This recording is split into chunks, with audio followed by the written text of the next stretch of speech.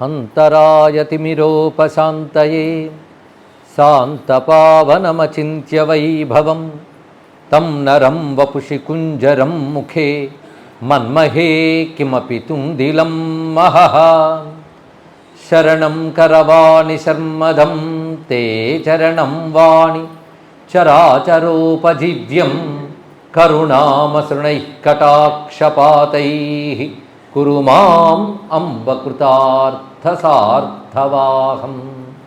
శారదా శారదాంభోజవదనా వదనాంబుజే సర్వదా సర్వదాస్మాకం సన్నిధిః సన్నిధిం క్రియాత్. విమలపటీ కమలకుటీ పుస్తక రుద్రాక్షసస్తహస్తపుటీ కామాక్షి పక్ష్మలాక్షి కలిత విపంచీ విభాసి వైరించి వాగర్థావివ సంపృక్తౌ వాగర్థ ప్రతిపత్తయే జగతః పితరౌ వందే పార్వతీ పరమేశ్వరౌ. గురవే సర్వలోకానాం భిషజే భవరోగిణాం నిధయే సర్వవిద్యానాం దక్షిణామూర్తయే నమః. నారాయణ సమారంభాం వ్యాసశంకరమధ్యమాం అస్మదాచార్యపర్యంతాం వందే గురుపరంపరాం. నారాయణం నమస్కృత్య నరం చైవ నరోత్తమం దేవీం సరస్వతీం వ్యాసం తతో జయముదీరయేత్. యజ్ఞేశ అచ్యుత గోవింద మాధవ అనంత కేశవ కృష్ణ విష్ణో హృషీకేశ వాసుదేవ నమోస్తుతే. శ్రీ వాసుదేవ నమోస్తుతే. విశ్వేశం మాధవం డుండిం దండపాణించ భైరవం వందే కాశీం గుహాం గంగాం భవానీం మణికర్ణికాం. దేవరాజసేవ్యమాన పావనాంఘ్రి పంకజం వ్యాళయజ్ఞసూత్రమిందుశేఖరం కృపాకరం నారదాదియోగి బృందవందితం దిగంబరం కాశికాపురాధినాథ కాలభైరవం భజే. కాశికాపురాధినాథ కాలభైరవం భజే. దేవి సురేశ్వరి భగవతి గంగే త్రిభువనతారిణి తరళతరంగే శంకరమౌళి విహారిణి విమలే మమ మతిరాస్తాం తవ పదకమలే. కుండలీకృత నాగేంద్రం ఖండేందుకృతశేఖరం పిండీకృత మహావిఘ్నం డుంఢిరాజం నమామ్యహం. శ్రీమత్పరస్మై నిజచిద్ఘనాయ గౌరీతపఃపూర్ణఫలప్రదాయ కేదారనాథాయ నమః శివాయ. నమో నమః కారణకారణాయ. వారాణసీ మహాక్షేత్ర సంస్థితాయ హితాయ చ లోలార్కాదిస్వరూపాయ ఆదిత్యాయ నమో నమః. ఆదిత్యాయ నమో నమః. సానందమానందవనే వసంతం ఆనందకందం హతపాపబృందం వారాణసీనాథమనాథనాథం శ్రీ విశ్వనాథం శరణం ప్రపజ్యే. శ్రీ విశ్వనాథం శరణం ప్రపజ్యే. శివాయ గురవే నమః. శివాయ గురవే నమః. శివాయ గురవే నమః. శ్రీమాత్రే నమః. శ్రీమాత్రే నమః. శ్రీమాత్రే నమః. శ్రీ విష్ణురూపాయ నమః శివాయ. శ్రీ విశ్వనాథాయ నమః శివాయ. శ్రీ విశ్వనాథాయ నమః శివాయ. శ్రీ విశ్వనాథాయ నమః శివాయ. కేదారనాథాయ నమః శివాయ కేదారనాథాయ నమః శివాయ కేదారనాథాయ నమః శివాయ ఆదిత్యరూపాయ నమః శివాయ నమో మహద్భ్యో ఋషిభ్యో గురుభ్యో నమః. త్రయస్త్రింశత్కోటి దేవతా సహిత గంగాన్నపూర్ణాంబికా విశాలాక్షి సమేత శ్రీ కాశీ విశ్వేశ్వర మహాజ్యోతిర్లింగాయ నమో నమః.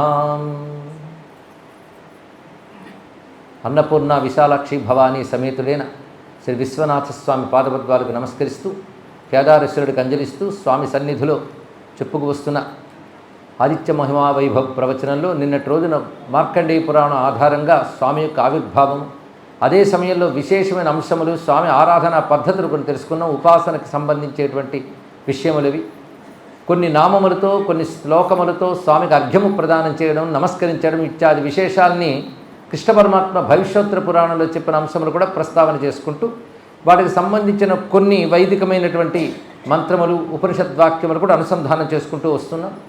నిన్న స్వామి ఏ విధంగా తోడు ఉంటాడు అనే దాని గురించి చివరి వాక్యములుగా స్మరణ చేసుకున్నాం. త్వం మాతా త్వం శరణం త్వం దాత త్వం ధనం త్వం ఆచార్య త్వం త్రాత త్వం హర్తా విపదాం అర్క ప్రసీదమభానో. ఈ శ్లోకంలో సాంబుడు స్వామిని స్తుతిస్తూ చెప్తున్నటువంటి మాట ఇది. మాత, అదేవిధంగా శరణం, దాత, ధనము, ఆచార్యుడు, త్రాత, అదేవిధంగా హర్తా విపదాం విపత్తులను పోగొట్టేవాడు. ఇన్ని విధాలుగా స్వామి యొక్క అనుగ్రహం మనకు ఉంటుందని తెలియజేస్తుంటే మయూర కవి స్వామి ఎన్ని విధాలుగా మనకు రక్షిస్తాడనే దాన్ని తెలియజేస్తున్నాడు. మయూర కవి సూర్య శతకం అనేటువంటి అత్యద్భుతమైనటువంటి గ్రంథాన్ని రచించాడు. 100 శ్లోకాల్లో శ్రద్ధర అనే ఛందస్సుతో రచించాడు. ప్రతి శ్లోకం మహిమాన్వితం. ఆ మాటకు చెప్తే ప్రతి అక్షరము మహిమాన్వితం. సాహిత్యపరంగా కూడా చాలా ఉదాత్త శ్రేణికి చెందిన రచన ఇది.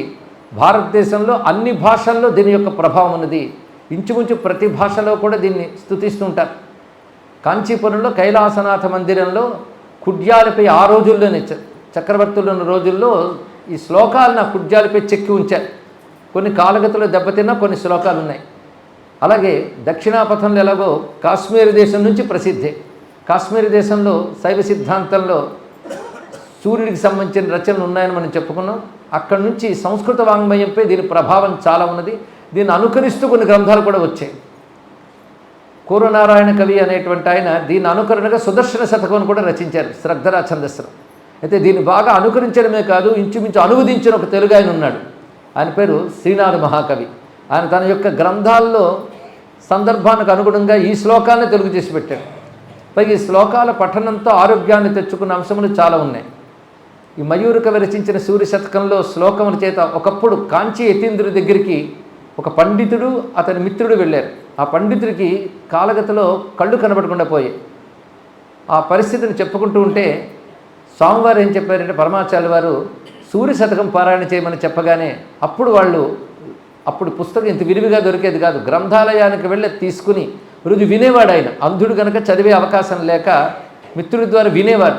వినడం చేతే తిరిగి నేత్రాలు వచ్చాయంటే ఇది ఎంత మహిమాన్వితమైనదో. రచన చాలా విశేషమైనది. అందరి శబ్దార్థాలంకారాలు చాలా పుష్టి. ఇది సాహిత్య దృష్టి. కానీ వేద ప్రతిపాద్యమైన సూర్యతత్వమే ఆ శ్లోకాల్లో అద్భుతంగా తెలియజేశాడు. ఒక మాట ఉన్నది, ఎప్పుడైనా గొప్ప కవిత్వం ఏది అనిపించుకుంటుంది అంటే విశ్వనాథ్ వారు ఒక మాటలో చెప్తారు, ఎక్కడ వేదార్థములు చెప్పబడతాయో అది గొప్ప కవిత్వం. ఆ కవి కూడా వేదార్థములు ఉండేటట్టు చెప్పినవాడు మహాకవి అవుతాడు, ఆ చెప్పిన చోట్ల మహాకవి అవుతాడు అని చెప్పారు. అంటే గ్రంథం ఎంత రచించినా ఆ భాగంలోని వేదార్థములు ఉండాలి. అలాగే వేద సమ్మతమైనవి వేద ప్రతిపాద్యమైన సూర్యతత్వాన్ని అద్భుతంగా ప్రతిపాదన చేశాడు. వేద పురాణముల యందు వర్ణింపబడ్డ ఉపాస్య రూపాన్ని అందరూ తెలియజేశాడు.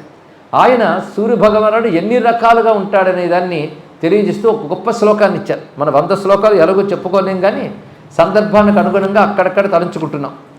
దేవ కిం బాంధవ స్యాత్ ప్రియ సుహృదవాచార్య ఆహోస్విదర్యో రక్షాచక్షుర్ను దీపో గురురుతజనకో జీవితం బీజమోజ ఏవం నిన్నీయతే యః కిమివ న జగతాం సర్వదా సర్వదోసౌ సర్వాకారోపకారి దిశతు దశశతాభీషు అభ్యర్థితం వహ. దశశతాభీషు అంటే 1000 కిరణాలు కలిగినటువంటి సూర్య భగవానుడు. సూర్యభగవానుడికి సహస్రకిరణుడు అని పేరు.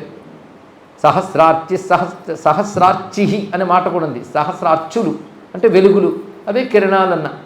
మన సహస్రాక్ష సహస్రపాతన పురుషోక్తులను కూడా చెప్తాం. సహస్రము అనంతవాచి అంటే లెక్కలేనన్ని కిరణములు కలవాడు అని చెప్పవచ్చు. కానీ సహస్రకిరణుడు అనే దానికి కూడాను వేదం చక్కగా చెప్తున్నది. మొత్తం 1000 రకాల కిరణాలు ఉంటాయి స్వామి వద్ద. 1000 రకాల కిరణాలకి లెక్కలు చెప్పారండి సరిగ్గా.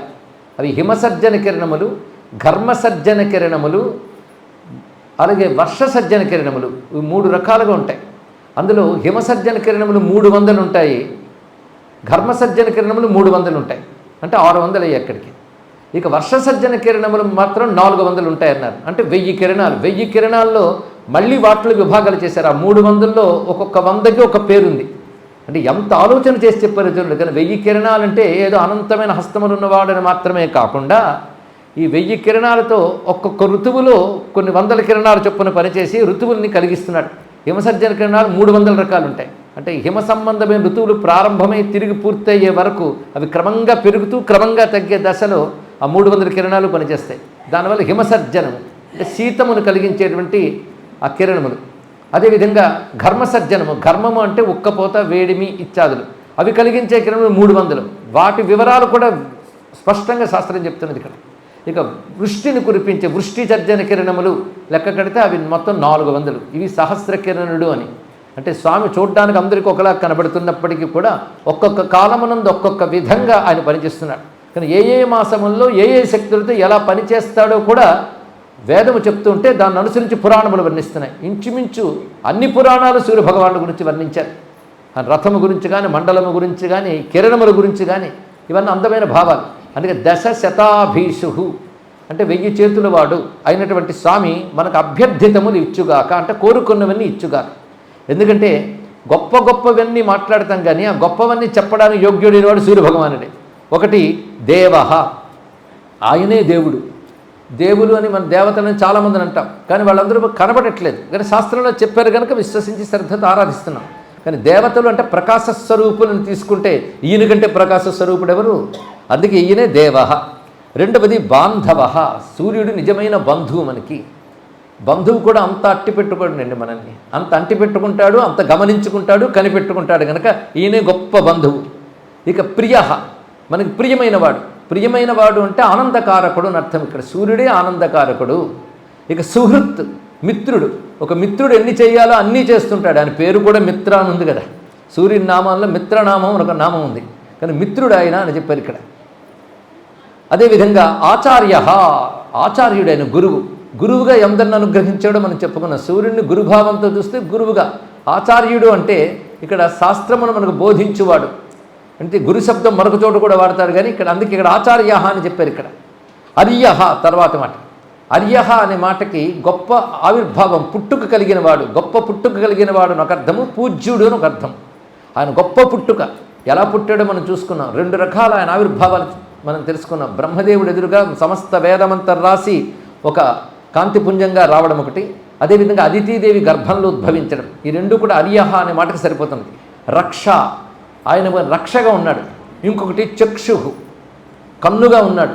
దీప, ఆయనే లేకపోతే ఆ దీపం ఆకాశంలో లేకపోతే మనం నడవగలమా? వెలుగు కనబడుతుందా? అందుకే ఆయనే దీపముగా ఉన్నాడు. ఆయన గురువుగా ఉన్నాడు అన్నారు ఇక్కడ.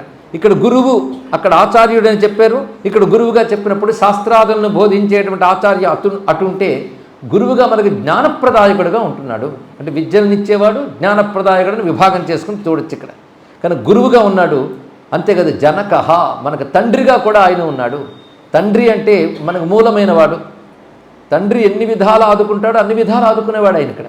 పైగా బీజస్వరూపుడు ఆయన. సృష్టిలో అందరి యొక్క మూలతత్వం సూర్యుడే. సూర్యుడి నుంచి కలిగినదే సమస్తము కూడా.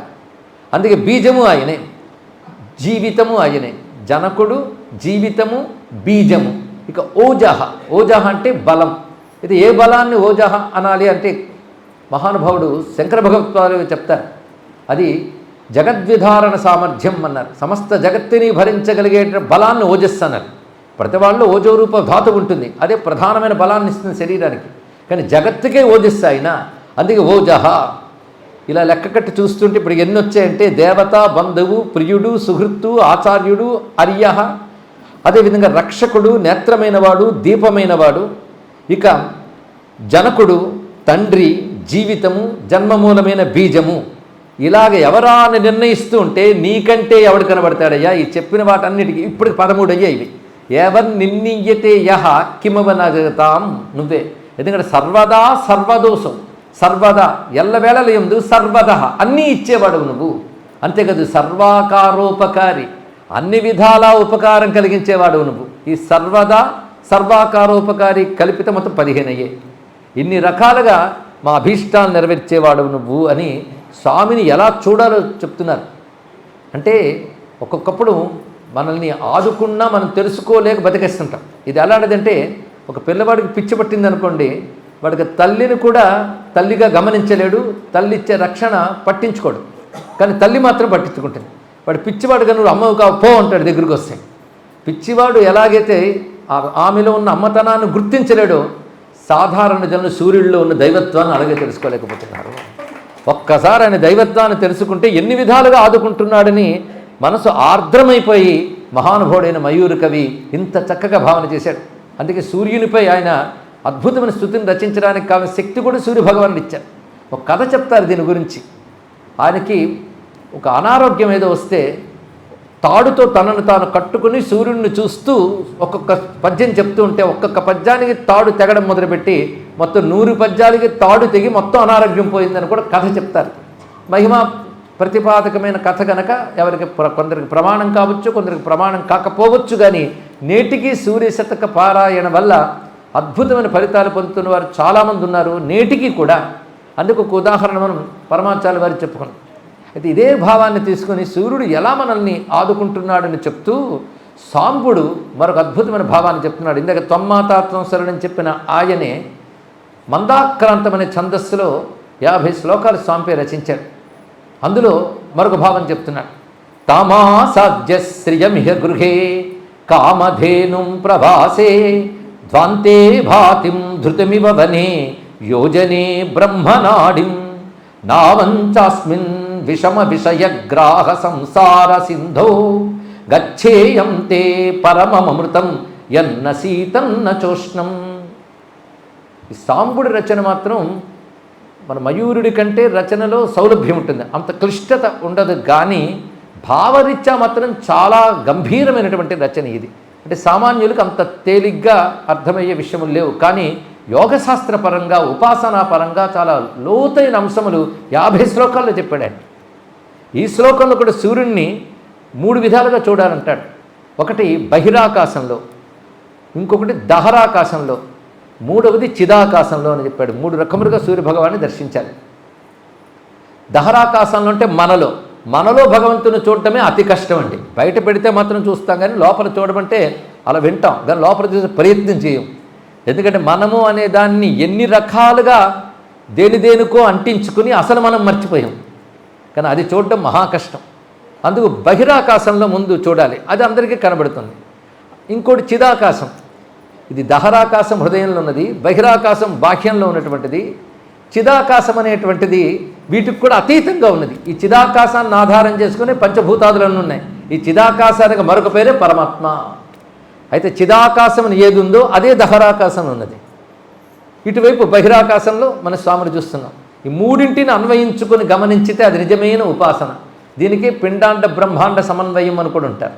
పిండాండం అంటే మన దేహం, బ్రహ్మాండం అంటే బయట ఉన్నది. అక్కడ ఇక్కడ ఉన్నది ఒకటే పరమాత్మని ఎప్పుడైతే అనుభవానికి వస్తుందో అప్పుడు ఉపాసన సిద్ధించినట్లే.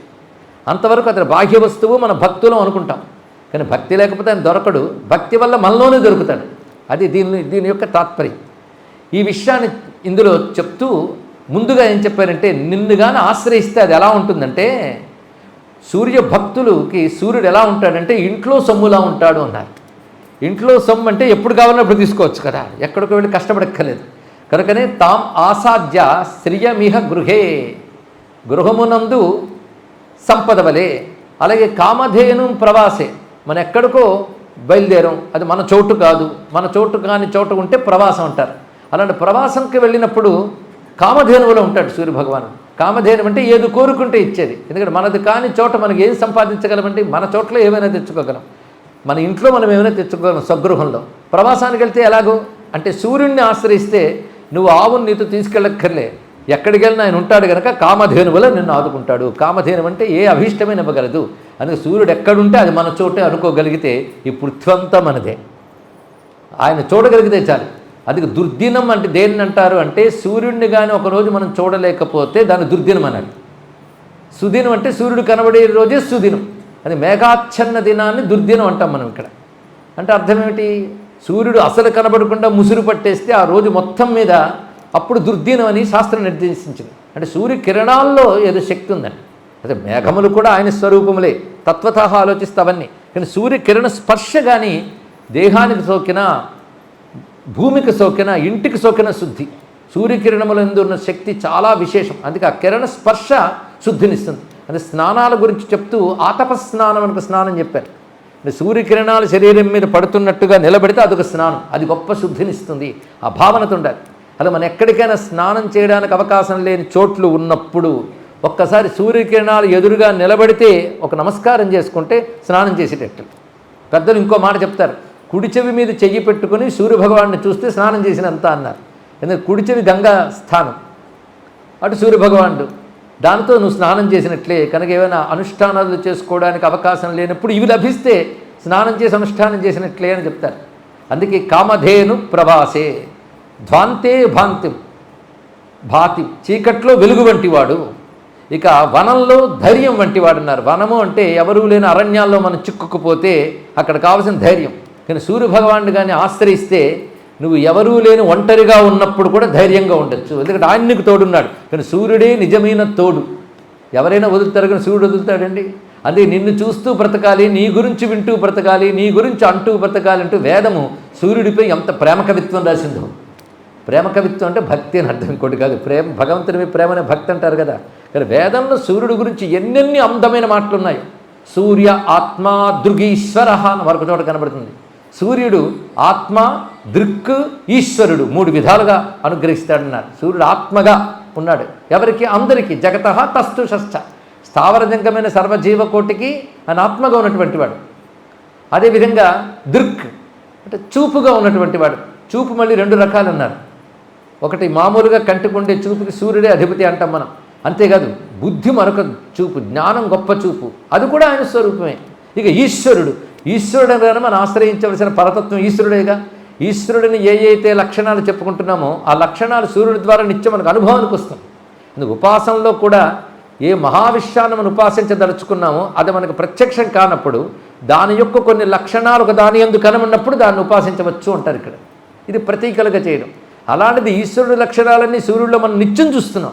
అటువంటిప్పుడు కనబడుతున్న సూర్యుని ఈశ్వరుడిగా ఉపాసిస్తే సూర్యునిలో ఉన్న ఈశ్వరుడు మనల్ని అనుగ్రహిస్తాడు. అని మూడు విధాలుగా ఉన్నటువంటి వాడు కనుక ఆయన కంటే ధైర్యం ఎవరండి? ఇక యోజనే బ్రహ్మనాడిం, ఈ మాటలో యోజనే అంటే యోగమునందు, బ్రహ్మనాడిగా ఉన్నటువంటి వాడు అన్నారు. యోజనే బ్రహ్మనాడిం, ఈ మాట వచ్చేటప్పటికల్లా బ్రహ్మనాడిగా మనలో ఉన్నాడన్నారు. ప్రధానంగా మనలో అనేక నాడులు ఉన్నాయి. ఈ నాడుల్లో శక్తి అంతా సూర్యుని నుంచే అని గడిచిన 4 రోజుల్లో కనీసం 4 సార్లైనా చెప్పుకున్నాం కదా. అర్ధనాడి ప్రవిష్టాహ దగ్గర నుంచి కూడా నాడుల్లో ప్రసరించేదంతా సూర్యుని యొక్క శక్తే కనుక నాడులకు రశ్ములనే పేరున్నాయి. అంటే తీగల్లా ఉంటే దాని ప్రాణశక్తి అంతా సూర్యుని నుంచి వచ్చినటువంటిది. ఆ సూర్యుడు మనలో ఆత్మగా ఉన్నటువంటి సూర్యుడు, ఆయన నుంచి వచ్చిన శక్తి ఈ విధంగా ప్రసరిస్తుందని చెప్పుకున్నాం. ఇలాంటి నాడుల్లో ముఖ్య నాడులు 3 ఉన్నాయి. ఆ 3లు ఈడ, పింగళ, సుషుమ్న. ఇడా పింగళ సుషుమ్నల్లో ఈడ చంద్రనాడి, పింగళ మళ్ళీ సూర్యనాడి. ఈడా పింగళ నాడులు సంచారం బట్టి కూడాను మనం ప్రాణాయామాది విద్యలు చెప్పబడుతున్నాయి. యోగ విద్య ఆత్మవిద్యకి కానీ ఉపాసనకు కానీ సహకరించేది. అటు ఇటు కూడా జ్ఞానానికి ఉపాసనకి యోగం చాలా ముఖ్యమైనటువంటిది. అందుకే బ్రహ్మ విద్య గీతలో కూడా 6వ అధ్యాయంలో ఆత్మసంయ యోగము లేదా ధ్యాన యోగం పేరుతో యోగాన్ని బోధించాడు జగద్గురువు. అదేవిధంగా బ్రహ్మ విద్యను ప్రచారం చేసినటువంటి ఆదిశంకరుడు మొదలైన వారు యోగతారావళి మొదలైన గ్రంథములు ఇచ్చారు. ఈ యోగంలో సూర్యుని యొక్క ప్రాధాన్యం చూడాలి. మామూలుగా పింగళానాడు అంటే సూర్యునాడు కనుక ఆ నాడికి మాత్రమే పరిమితమా అంటే మరి చంద్రుడు కూడా ఆయన యొక్క తేజస్సే కదా, కనుక అది కూడా ఆయనే. ఈ సుషుమ్న వచ్చేటప్పటికల్లా రెండిటి యొక్క అగ్నిశోమాత్మక శక్తి సుషుమ్నలో ఉంటుంది కనుక ఇది ప్రధాన నాడు అవుతున్నది. ఇడా పింగళ సూర్య చంద్ర విభాగం అయితే సుషుమ్న ప్రధానంగా అగ్నిశోమాత్మక శక్తితో కూడినటువంటిది. అది సుషుమ్నా నాడి ప్రధాన నాడి, దానికి బ్రహ్మనాడి అని పేరు ఇక్కడ. దీన్ని ఆధారం చేసుకుని అటు యోగము ఇటు ఉపాసనలు అన్నీ మిళితమయ్యాయి. అందుకే మన స్త్రీ విద్యకు వెళ్ళినా అక్కడ కుండలిని శక్తిగా ఈ యోగాన్ని చెప్తున్నారు కదా. ఈ దేని ఎందేనే యోగం ఉంటుంది. అందులో ఆ యోగమనందు బ్రహ్మనాడిగా ఉంటావు నువ్వు అన్నారు. ఇక్కడ ఇంటి యందు ధనము వలె, ప్రవాసములో కామధేనువు వలె, చీకట్లో కాంతి వలె, అరణ్యాల్లో ధైర్యము వలె, ధైర్యముగా వలె కాదు, అదేవిధంగా యోగమనందు బ్రహ్మనాడిగా ఉంటావు. తర్వాత మాట ఏమిటంటే నావంచాస్మిన్ విషమ విషయగ్రాహ సంసార సింధో. అంటే ఈ కవి ప్రధానంగా భౌతికంగా సూర్యుడి నుంచి వచ్చిన ప్రయోజనాలు చెప్పడమే కాకుండా సూర్యుడు మోక్షప్రదాత అని చెప్పదలుచుకున్నాడు. అని మొదట చెప్పినవన్నీ సామాన్యులకు కూడా నచ్చేవి. కామధేనువుల ప్రవాసంలో ఉంటావు, మరొకటి ఇంట్లో ధనంలా ఉంటావు అంటే బాగుందండి అనిపిస్తుంది. యోగం దగ్గరికి వచ్చినప్పుడు కొంచెం స్థాయి పెంచారు. ఇక్కడ యోగమునందు బ్రహ్మనాడిగా ఉంటామన్నాడు. ఎందుకంటే మంత్రము మనం ఉపాసన చేసిన, ప్రాణాయామాది ప్రక్రియ చేసినా అది నాడీతోనే జరుగుతుంది, వాయువుతోనే శబ్దం. అంటే తిరిగి యోగంలోకి వెళుతుంది కనుక ఉపాసన దగ్గరికి వచ్చినప్పటికల్లా బ్రహ్మనాడి అన్నాడు. తర్వాత ఏం చెప్పాడంటే విషమ విషయగ్రాహ, భయంకరమైన విషయములనే మొసళ్లతో కూడినటువంటి సంసారం అనే సముద్రమునందు. సంసారం పెద్ద సముద్రం, ఇందులో పైకొద్దామనుకుంటే మొసళ్ళు లాగుతుంటాయి. ఈ మొసళ్ళు ఏవైతే ఉన్నాయో వాటిని విషయములు అంటారు. ఈ విషయాలు లాగుతుంటాయి, ఒకటి కాకపోతే ఒకటి. అయితే వ్యక్తులు లేకపోతే వస్తువులు, వీటి మోహంతోనే దిగిపోతున్నాం సంసారంలో మాటి మాటికి. అలా మాటి మాటికి ఈ విషయగ్రాహము లాగుతూ ఉంటాయి సంసార సింధువులో. అలా ఒక ప్రవాహంలో కొట్టుకుపోతున్నప్పుడు మొసళ్ళు లాగుతూ ఉంటే ఒడ్డున పడేసేది అంటే నావ మాత్రమే ఒడ్డున పెడుతుంది. అలాగే సంసార సముద్రంలో విషయములనే మొసళ్ళు లాగేస్తుంటే ఒడ్డును పెట్టే నావ వంటి వాడవయ్యా నువ్వు అని స్వామి ఏ విధంగా అనుగ్రహిస్తాడనే దాన్ని ఇప్పుడు 3 శ్లోకాల ద్వారా మనం చూసుకుంటే ఎన్ని రకాలుగా స్వామి మన కృప చూపిస్తున్నాడు. గచ్చేయం తం పరమమృతం. మొత్తానికి ఇలాంటి సంసార సింధువు నుంచి నీ అనుగ్రహం వల్ల బయటకు వచ్చి యోగి పరమమృతం ఎన్న శీతన్న చోష్ణం, శీతము ఉష్ణము లేని అమృతాన్ని పొందుతాడు. చాలా అద్భుతమైన రహస్యాన్ని చెప్పారు. శీతోష్ణములు లేని అమృతము అంటే ద్వంద్వాతీత స్థితిని పొందుతాడని వేదాంతపరంగా అర్థం. శీతోష్ణములు లేని అమృతము అంటే సహస్రార కమలంలో ఉన్నటువంటి ఆ శివశక్తి ఐక్య తత్వమైన పరతత్వంతో ఐక్యమవడం ఏదైతే ఉన్నదో అది నా శీతం నచోష్ణం అనే మాటలో చూపించాడు. అందుకే గంభీరమైన కవిత్వం అన్నాను. సాంబుడు 50 శ్లోకాలు మందాక్రాంతములుగా మందమందంగా ఆక్రమించుకుంటూ వెళుతున్నప్పటికీ గంభీరమైన రచనలతో కూడి చూపిస్తున్నాడు. తామాసాధ్య సృజమిహ గృహే కామధేనుం ప్రవాసే ధ్వాంతే భాతిం ధృతిమివ వనే యోజనే బ్రహ్మనాడిం నావంచాస్మిన్ విషమ విషయగ్రాహ సంసార సింధో గచ్చేయం తే పరమమృతం ఎన్న శీతన్న చోష్ణం. కనుక సూర్యుడు వేడిగా ఉంటాడు, చల్లగా ఉంటాడా? బాగా వేడిగా ఉంటాడండి. చలికాలంలో వచ్చేటప్పటికల్లా పర్వాలేదు, ఆయన లేకపోతే ఉండను కదా. కానీ అసలు ఆయన స్థితి ఏమిటి? ద్వంద్వాతీతమైన స్థితిగా కూడా ఆయన ఉన్నాడు. కనుక మనల్ని ద్వంద్వాతీత స్థితికి తీసుకువెళతాడు. ద్వంద్వాతీతమునందున్న పరమం అమృతం, సర్వోత్కృష్టమైనటువంటి పరబ్రహ్మ స్థితే పరమము అని చెప్పేది. ఆ స్థితి పేరు మరొకటి అమృతం. అందుకే ఇతడు అమృతం, ప్రాణానామాయతనం, అభయం అని ప్రశ్నోపనిషత్తులోని మంత్రం నిన్ననే మనం చెప్పుకున్నట్టు. అక్కడ అమృతం అంటే కేవలం పరతత్వం గురించి వర్ణించేది. ఆ పరతత్వ స్వరూపుడే ఆయన.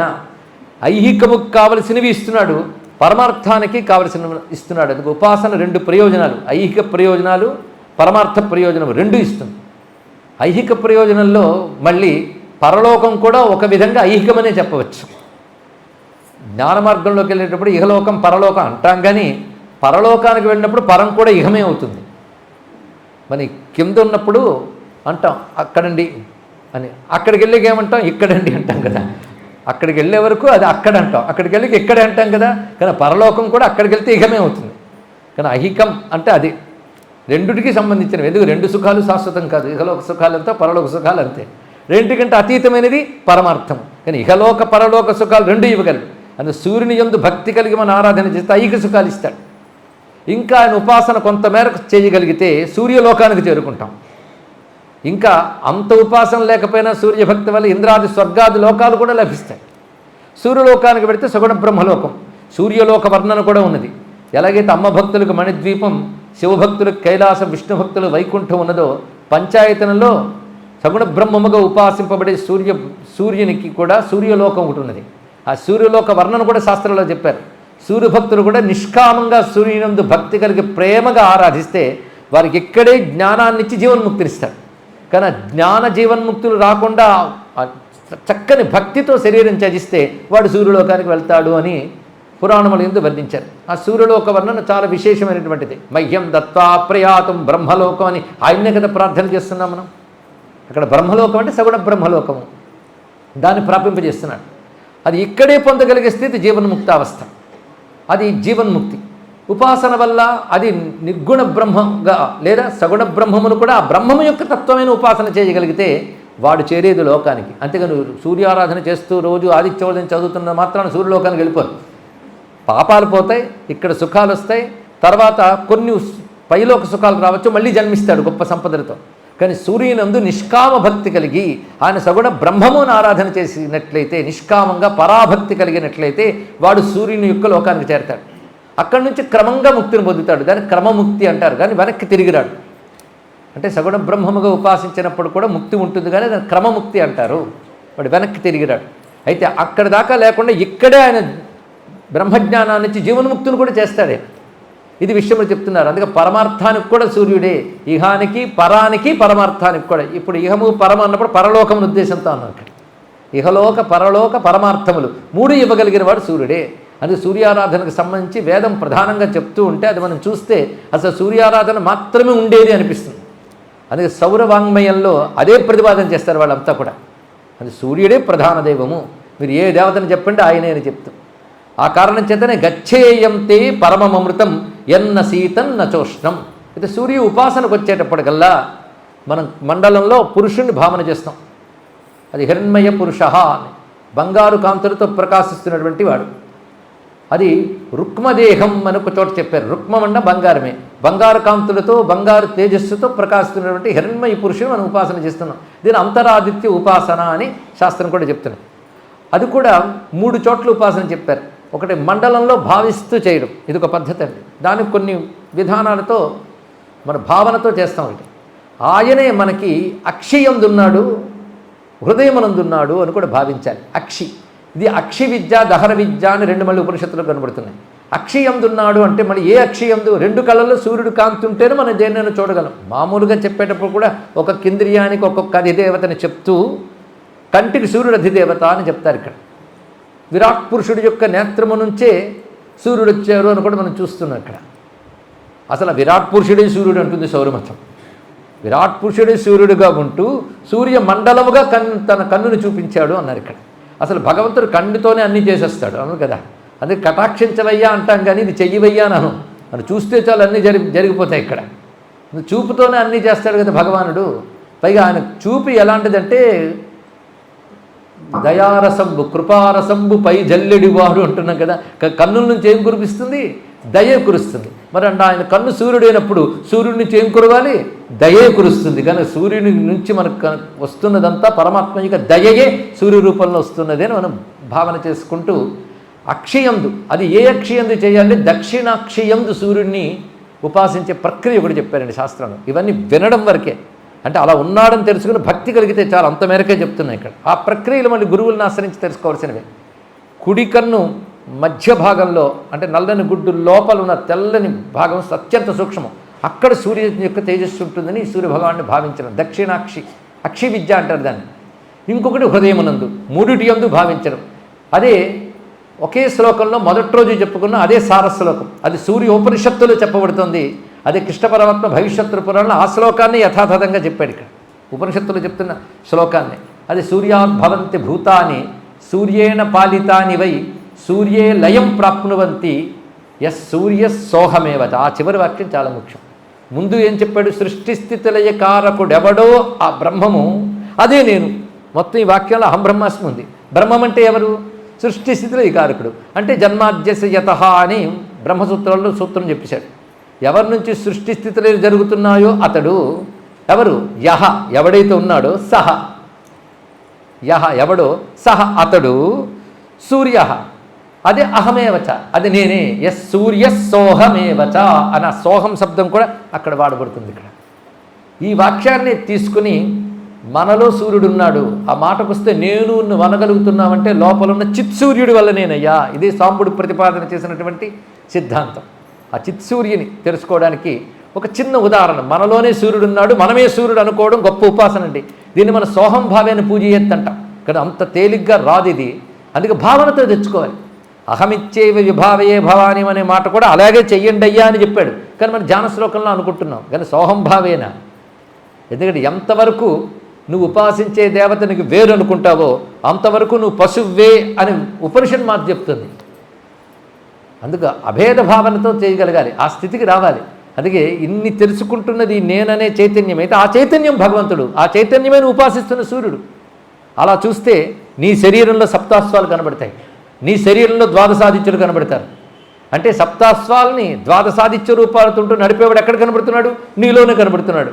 నీలోనే కాదు, నువ్వే ఆయనై ఉన్నావు. కనుక నేను నేను అనుకుంటున్నది ఆయనైనయ్యా అని చివరికి తెలుసుకుంటావు. అప్పుడు నువ్వనే అహంకారం పోతుంది. నువ్వనే అహంకారం పోతే కానీ ఆయన తెలియదు. నేను అనగానే ఎన్నెన్నో అంటించుకుంటాను. నాకు ఫలానా పేరు ఉంది, నాకు ఇంత వయస్సు వచ్చింది, నేను ఇది సాధించా అది సాధించా, ఇవన్నీ దులిప్పారిస్తే అసలు సూర్యుడు దొరుకుతాడు.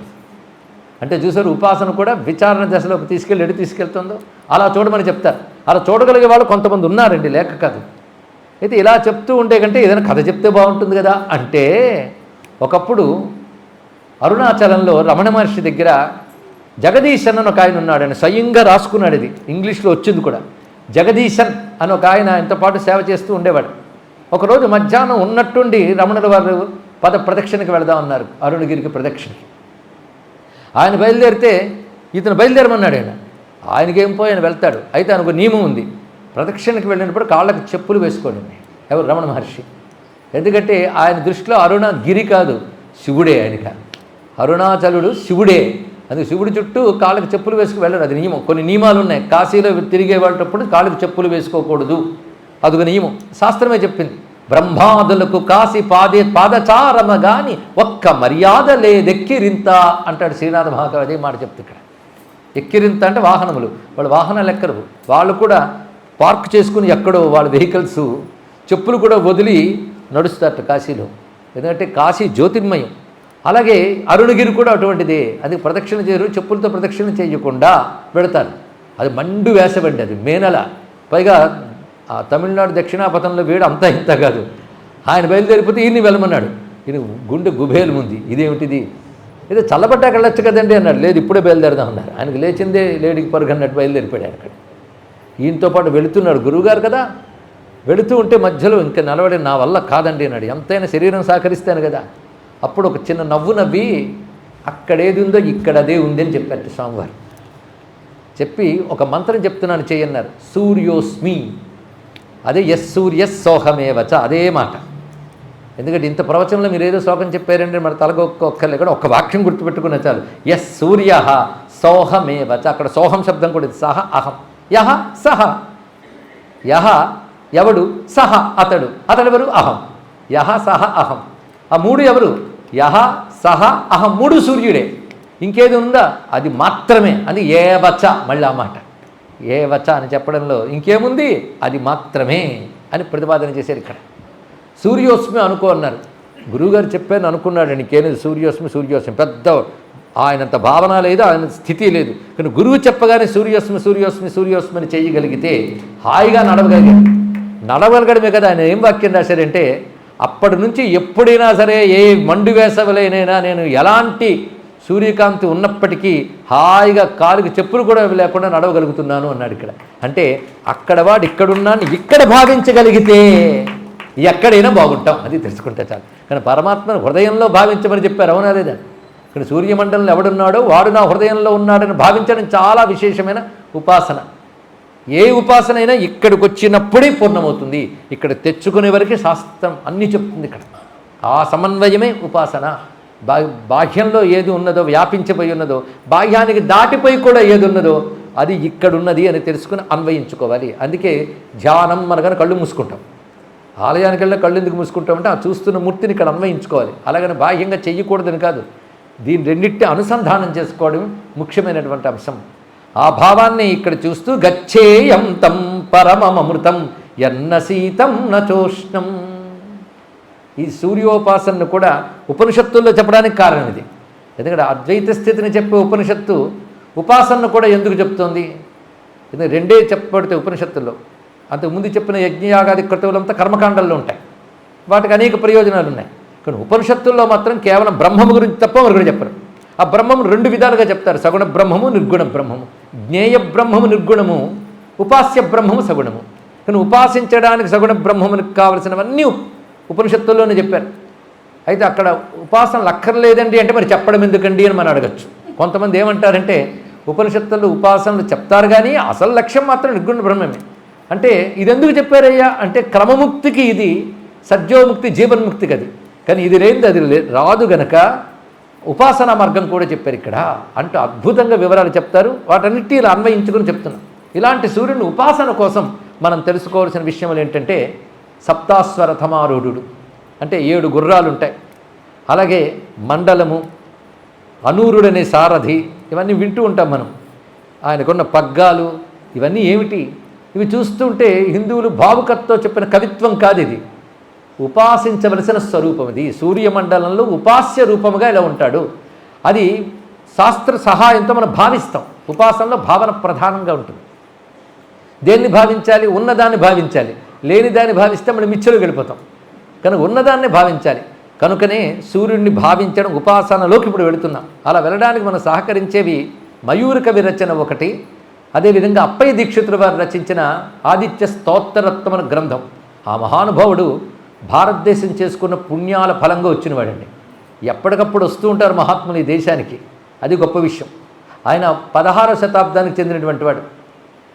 అప్పుడు ఆయన ఉద్భవించి మళ్ళీ వచ్చిన ఆదిశంకరుడు అనిపించుకున్నారు. ఆయన మళ్ళీ ఆదిశంకరుడు అంతటి వాడు కాదయ్యా, సాక్షాత్ శివుడే అని చెప్పినది ఎవరంటే మళ్ళీ శివుడు అంతటి వాడే చెప్పాలన్నమాట. ఎవరు చెప్పగలరండి? ఆయన శివుడు అంతటి వాడిని తీర్మానించాలంటే మళ్ళీ అంతటివాడు కావాల్సింది. అలాంటి వారు ఎవరంటే కాంచీ యతీంద్రుడు చంద్రశేఖరేంద్ర సరస్వతి మహాస్వామి వారు అప్పయ్య దీక్షితులు అంటే మళ్ళీ వచ్చిన శివుడే అన్నారు. అంతే కదా, ఆయన శంకర భగవత్పాదులు వంటి వారే. ఎందుకంటే ఆ కాలంలో అనేక రకాలైనటువంటి మళ్ళీ దుర్మతాలు వ్యాపించే కలి కదా, ఎప్పటికప్పుడు వస్తూ ఉంటే అప్పటికప్పుడు సవరించాలి. ఆ కాలంలో భయంకరంగా శివద్వేషంతో కూడిన ఒక వైష్ణవం వ్యాపించిందండి. వైష్ణవం గొప్పది, శైవము గొప్పది. ఒకరినొకరు ద్వేషించుకోనంత వరకు ఉపాసనకు ఏదైనా గొప్పది. కానీ భయంకరమైన శివద్వేషంతో రాజాశ్రయాలు పొంది శైవమతాన్ని అవమానించడమే కాకుండా శివుణ్ణి నిందిస్తూ గ్రంథాలు రచించడం, శివభక్తుల్ని స్మార్తుల్ని అవమానించడం ఎక్కువైపోయింది. ఆ సమయంలో ఈ మహానుభావుడు ఉద్భవించి 104 గ్రంథాలు రాసి 104 యజ్ఞములు చేసి శ్రీకంఠ శివాచార్యులు రచించినటువంటి బ్రహ్మసూత్ర భాష్యానికి శివార్క మణిదీపిక అనే పేరుతో అద్భుతమైనటువంటి వార్తికము రచించి ఒక మాట అంటాడు, మేము ప్రధానంగా శంకరాద్వైత సిద్ధాంతమే అయినా శివద్వేషంతో ఉన్నటువంటి వారి నోరు ముయించడం కోసం నేను ఈ గ్రంథం రాస్తున్నాను. ఆయన అద్భుతమైన విషయాలు రాశాడు. అందులో ఆయన రచించిన అత్యద్భుతమైనటువంటి కావ్యములు ప్రతిదానికి దేనికదే గొప్పదండి. ఆయన సర్వశాస్త్రముల్ని గ్రహిస్తూ సర్వసిద్ధాంతలేశ సంగ్రహ అని గ్రంథం రచించాడు. అంటే అనేక శాస్త్రముల మథనంతో అద్వైతమే పరమ సిద్ధాంతం ప్రతిపాదిస్తూ గొప్ప రచన చేశాడు ఆయన. అది ఆయన మ్యాగ్రమ్ ఓపస్ అని చెప్పాలి, అంత గొప్ప రచన చేశాడు. ఇంకా ఎన్నెన్నో రచనలు అద్భుతమైనవి. అందులో స్తోత్రవాంగ్మయం కూడా చాలా చేశారు. ఈ ఆదిత్య స్తోత్రరత్నంకి ఆయనే వ్యాఖ్యానం రాశాడండి. ఇది చూస్తే ఆశ్చర్యపోతాం, ఈయన సామాన్యుడు కాడు. అటు వేదమంత్రాలు, అదేవిధంగా వేదముల్లో మళ్ళీ ఆరణ్యకములు, బ్రాహ్మణములు, వాటి ఎందు చెప్పబడ్డవి తీసుకుని పురాణములు ఎందు చెప్పబడ్డ సూర్యుని విషయములు ఇవన్నీ ఆ వ్యాఖ్యానంలో రాశాడు. అంటే ఇన్ని విషయాలు నేను ఈ శ్లోకాల్లో పెట్టానని చెప్పాడు మహానుభావుడు. చూడ్డానికి 12 శ్లోకాలు. సూర్యుడికి 12 సంఖ్య ఒకటి ప్రీతిపాత్రం కదా, అది ఆ 12 శ్లోకాల్లో నిక్షిప్తం చేసి పెట్టేశాడు సూర్యుని యొక్క వైభవం అంతా. అది ఎలా చూడాలో అనేది, ఎలా భావించాలి, సూర్య రథం ఎలా ఉంటుంది, పైగా సూర్యుని చుట్టూ అనేక గణాలు కొరుచుకుంటున్నారని విధుని పేరు చెప్పడం అనడం కాదు, ఏ ఏ గణాలు ఎలా ఎలా కొరుచుకుంటున్నారో కూడా శాస్త్రం చెప్తుంది ఇక్కడ. ఇవన్నీ ఉపాసనా విషయం కనుక ఉపాసనకి భావన ప్రధానం, శ్రద్ధ ప్రధానం. అంటే వాటి యందు అపనమ్మకం లేకుండా ఉండడం శ్రద్ధ, దాన్ని నిరంతరం చింతన చేయడం భావన. ఈ భావనతోనూ శ్రద్ధతోనూ ఉపాసన పండుతుంది. అందులో గురువుగారు మంత్రం ఇస్తారు, అన్నీ చెప్తారు, కానీ నిజంగా ఉన్నాయో లేవో, టైం ఉంది కదా చేద్దామని కొందరు చేస్తూ ఉంటారు. టైం ఉంది కదా అని జపం చేస్తారు, కానీ భగవంతుడు ఉన్నాడని విశ్వాసం దృఢంగా ఉండదు. అది కానీ ఉంటే సిద్ధులైపోతారండి. అది ఏ పాండిత్యాలు వద్దు, దృఢమైన శ్రద్ధ ఇస్తే చాలయ్యా అని భగవంతుడు అనేక మంది ప్రార్థించారు. రామకృష్ణ పరమహంసలాంటి మహాత్ములు కూడా. అలాంటి శ్రద్ధాపూర్వకమైన ప్రేమపూర్వకమైన ఆశ్రయాన్ని భక్తి అంటారు. అలాంటి భక్తికి అవసరమైనటువంటి విషయములు చెప్తున్నారు. భక్తి కాకపోతే స్వామిని ఏది తెలుసుకోగలదండి? గట్టిగా ఆలోచన చేస్తే భక్తి ఒక్కటే పరమాత్మని తెలియగలదు, తెలుసుకోగలదు అనే విషయాన్ని కూడాను మహానుభావులు మనకు తెలియజేస్తున్నారు. ముందు సూర్య విషయంలో వచ్చేటప్పటికల్లా, సూర్య భగవానుడా, నీ గురించి తెలుసుకోవడం ఎవరికి సాధ్యమవుతుంది? కేవలం భక్తికి తప్ప అనే మహానుభావుడు సాంబుడు కూడా ఆ విషయాన్ని తెలియజేస్తాడు. అందుకు భక్తితో తెలుసుకునే ప్రయత్నం చేద్దాం. అలాగే మొత్తం 12 శ్లోకాలకి నేను ఇప్పుడు భాష్యం చెప్పట్లేదు, సమయ పరిమితి నాకు తెలుసు. కానీ శ్రద్ధగా వినేవారికి ఒక్కసారి భావంలో భగవానుడు వస్తే చాలని. విస్తారాయామమానం దశభిరుపగతో యోజనానాం సహస్రై చక్రే పంచారణాభిత్రితయవతి లసన్నేమి షట్కే నివిష్ట సప్తఛందస్తురంగాహిత వహనధురో హాయనాం సత్రివర్గ వ్యక్త్యా క్లుప్తాఖిలాంగ స్ఫురతు మమ పురస్యందనశ్చండభానోహో. స్రగ్ధర అనేది ఛందస్సు పేరండి. సంగీతంలో రాగాలకు అంత ప్రాధాన్యమో సాహిత్యంలో ఛందస్సులకు అంత ప్రాధాన్యం. ఛందస్సుల్లో రాయడం చేత కాక ఛందస్సే అక్కర్లేదని ఒక సాహిత్యతలం తయారైంది. కానీ ఛందస్సు రాయగలిగితే పటిష్టమైన కవి పండించగలడు. దానిలో స్రగ్ధర, ఆర్య ఈ 2 వృత్తముల యందు ఏదో దివ్యత్వం ఉంది. ఈ స్రగ్ధరకి వాళ్ళ మహాస్రగ్ధర అన్న మరుగుడు కూడా ఉన్నది. ఈ స్రగ్ధరలోను ఆర్యాలోనే ఎక్కువ సూర్యుడిపై స్తోత్రాలు ఉన్నాయి. ఆర్యాస్తుతులు సప్తార్యలు అని పేరుతో అంటే 7 రకాల ఆర్యా స్తోత్రాలు ఉన్నాయి. ఆర్య అంటే మళ్ళీ ఇందుకు అర్య అన్నాం, ఇప్పుడు ఆర్య అన్నాం అంటే పూజ్యుడు అని అర్థం. ఆర్య శబ్దం వాడబడుతుంది, పూజించదగినది. ఈ ఆర్య అనేది కూడా వైదికమైన ఛందస్సు నుంచి జనితమైనదే అని పెద్దలు చాలామంది రుజువు చేశారు. ఈ ఆర్య ఛందస్సు సూర్యునికి ప్రీతిపాత్రమని సాంబుడు ఆర్య స్తోత్రం రచించాడు. అది మళ్ళీ ఆర్య ద్వాదశ స్తోత్రం కనబడుతుంది. మొత్తం 12 శ్లోకాలు రాశాడు. ఇది ఆయన రాయలేదుట. ఆయన సూర్యోపాసన చేస్తుంటే ఆకాశం నుంచి ఒక పత్రం పడింది. ఆ పత్రంలో 12 శ్లోకాలు ఉన్నాయి. ఆయనే స్పష్టంగా రాశాడు, ఈ పత్రం నాకు ఆకాశం నుంచి పడింది, ఇది చదివితే చాలా మంచిదని రాశాడు. ఇది పంచాశికి రాసినటువంటి సాంబుడు రాశాడు. ఇది పంచాశికంతా మందాక్రాంతం రాశాడు. కానీ ఆర్యలు యాజ్ఞవల్క్యుడు మరొక ఆర్య రచించాడు. ఇలా రకరకాలు. ఇంకొక ఆర్యలో సూర్యుని యొక్క మంత్రంలో ఒక్కొక్క అక్షరంతో ఒక్కొక్క వృత్తం చొప్పున, ఒక్కొక్క శ్లోకం చొప్పున ఆర్యావృత్తములు యందు మొత్తం అష్టాక్షరికి సంబంధించి సౌర అష్టాక్షరి మంత్రంతో 8 శ్లోకాలు ఉన్నాయి. ఇలా ఎంత వాంగ్మయం ఉందో సూర్యుడిపై తెలుసుకోవాలంటే నిజానికి 1 పూట 2 పూటలు సరిపోదు, అంత వాంగ్మయం ఉంది. ఎలాగైతే శైవ వైష్ణవాలకు విస్తార వాంగ్మయం ఉందో సూర్యుడికి అంత వాంగ్మయం ఉంది. అంతేకాదు మన భగవద్గీత ఎలా చెప్పుకుంటున్నామో శివగీత అని ఒకటి ఉంది. అది కూడా ఈ కాశీక్షేత్రంలో కూడా ప్రవచనం చేసుకున్నాం. శివగీతలు ఒకటే 2 ఉన్నాయి శివగీతలు. కూర్మ పురాణంలో ఒకటి, పద్మ పురాణంలో ఒకటి ప్రధానంగా కనబడుతున్నది. అలాగే గణేశ గీత ఒకటి ఉన్నది. ఇంకా విశేషించి దేవీ గీత, దేవీ భాగవతం ఉంది. అది కూడా కాశీక్షేత్రంలో ఒకటి చెప్పుకున్నాం, కొందరు గుర్తు. దేవీ గీత అమ్మవారు చెప్పినటువంటి గీత. అంటే బ్రహ్మము గురించి బ్రహ్మమే చెప్పాలి కనుక బ్రహ్మము సగుణ బ్రహ్మముగా తను ఉపాసించేవారు గీత చెప్పింది. కృష్ణుడి రూపంలో చెప్పినది, శివ రూపంలో చెప్పింది ఒకటే గీత, ఒకటే బ్రహ్మ విద్య. అలాగే సూర్యుడు చెప్పిన గీతలు మూడు దొరుకుతున్నాయి. అనూరుడికి సూర్యుడు గీత చెప్తాడు, ఇంకోసారి మహర్షులకు తెలియజేస్తాడు. అదంతా బ్రహ్మ విద్యా శాస్త్రమే. అందులో ఉపాసన ఉపనిషత్ జ్ఞానం 2 చక్కగా సమన్వయిస్తూ చెప్పినటువంటి గీతలు ఉన్నాయి. ఇలాగ సూర్యుని వాంగ్మయం చాలా విస్తారంగా ఉందని చెప్పుకుంటూ స్రగ్ధర, స్రక్ అంటే మాల, స్రగ్ధర అంటే మాలను ధరించుట అని అర్థం. ఇందులో అక్షరములు ఒక పాదానికి 21 ఉంటాయండి. ఆ 21 సంఖ్యకి ఏదో వైదికమైన అర్థం ఉంది. త్రిసప్త సమిధకృత అని 21 సమిధులకి యజ్ఞానికి శ్రౌతయాగాల్లో 21 సమిధులు పెడతారు యుద్ధం చేసి, యుద్ధాధానం చేసేటప్పుడు. ఆ 21 సంఖ్యకి ఏదో ప్రాధాన్యం ఉన్నది. ఆ 21 సంఖ్యకి విశ్వ నిర్మాణానికి ఒక అనుబంధం ఉంది. అందుకే పురుషసూక్తంలో ఆ 21 సంఖ్య చెప్పారు. అందుకే గణపతికి 21 దూర్వాలతో పూజ చేయడానికి కూడా అదే అనుబంధం. వెతికితే అన్నిటికీ వైదిక మూలాలు కనబడుతున్నాయి.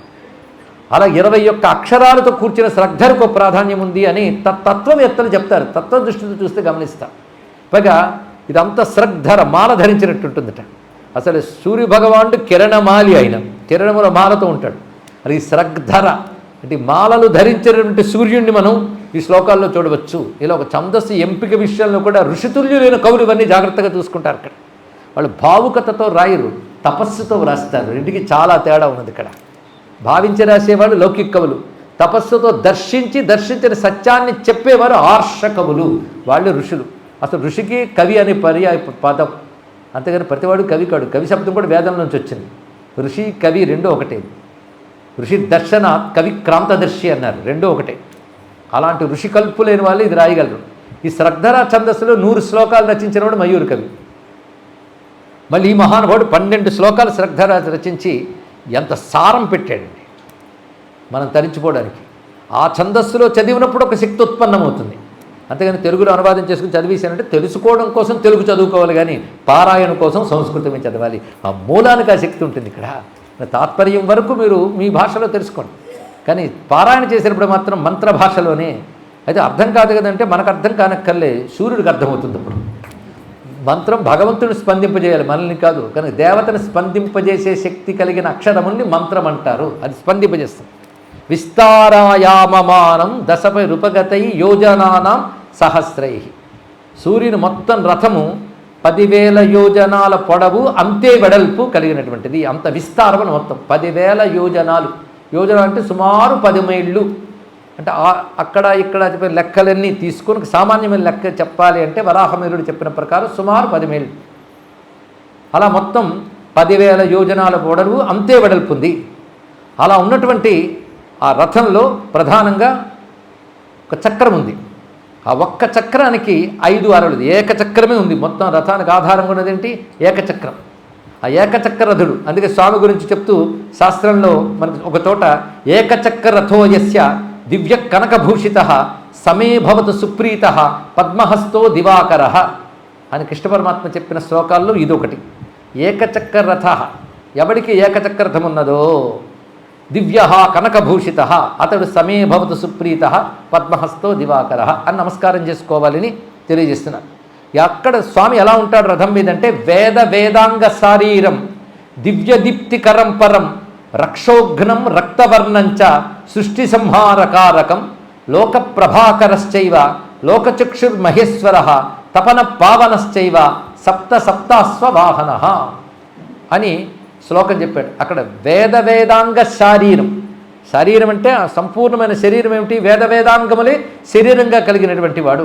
ఆయన్ని రథం మీద భావించాలి. రథం మీద అని భావించాలని ముందు రథాన్ని భావించాలి కదా. అందుకే నా ఎదుట ఆ రథము భాషించుగాక అంటున్నారు ఈ శ్లోకంలో. ఏ రథము? సూర్యరథం. అందుకే మమ పురహ స్యందన చండభానోహు స్ఫురత్. నా ఎదురుగా చండభాను యొక్క స్యందనము అంటే రథము స్ఫురించుగాక. అది స్ఫురించాలి అంటే అదే మన దృష్టిలోకి రావాలి. అది భావనతో మనం తెచ్చుకుంటున్నాం ఇక్కడ. ఆ విధంగా 10,000 యోజనాలు పొడవు వెడల్పు కలిగినటువంటిది ఏకచక్రంపై ఉన్నది. ఆ ఏకచక్రము పంచార నాభి, పంచార నాభిత్రితయవతి, పంచ అరలతోనూ నాభిత్రితయంతోనూ అంటే 3 నాభులతోనూ నేమి షట్కే 6 నేములతోనూ ఉన్నటువంటిది.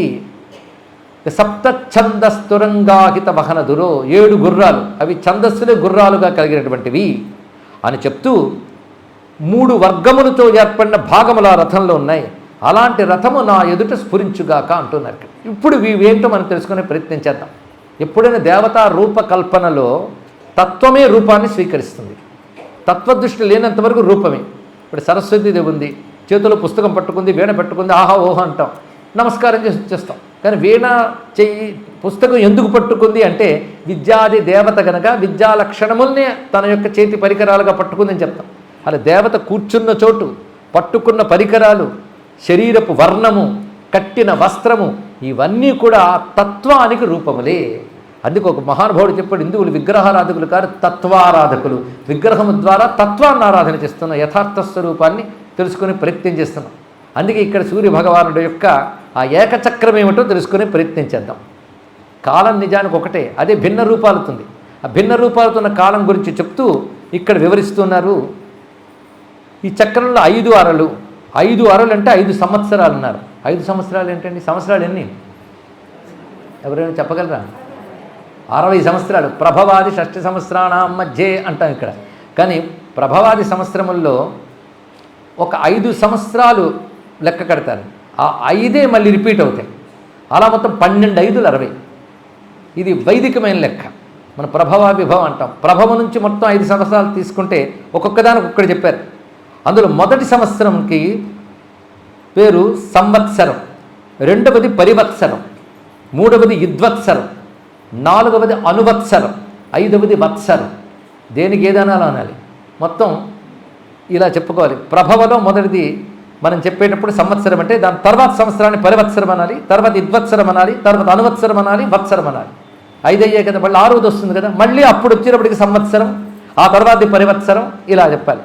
ఇలా చెప్తే 5 గుత్తి 12 మార్లు వస్తుంది ఇక్కడ.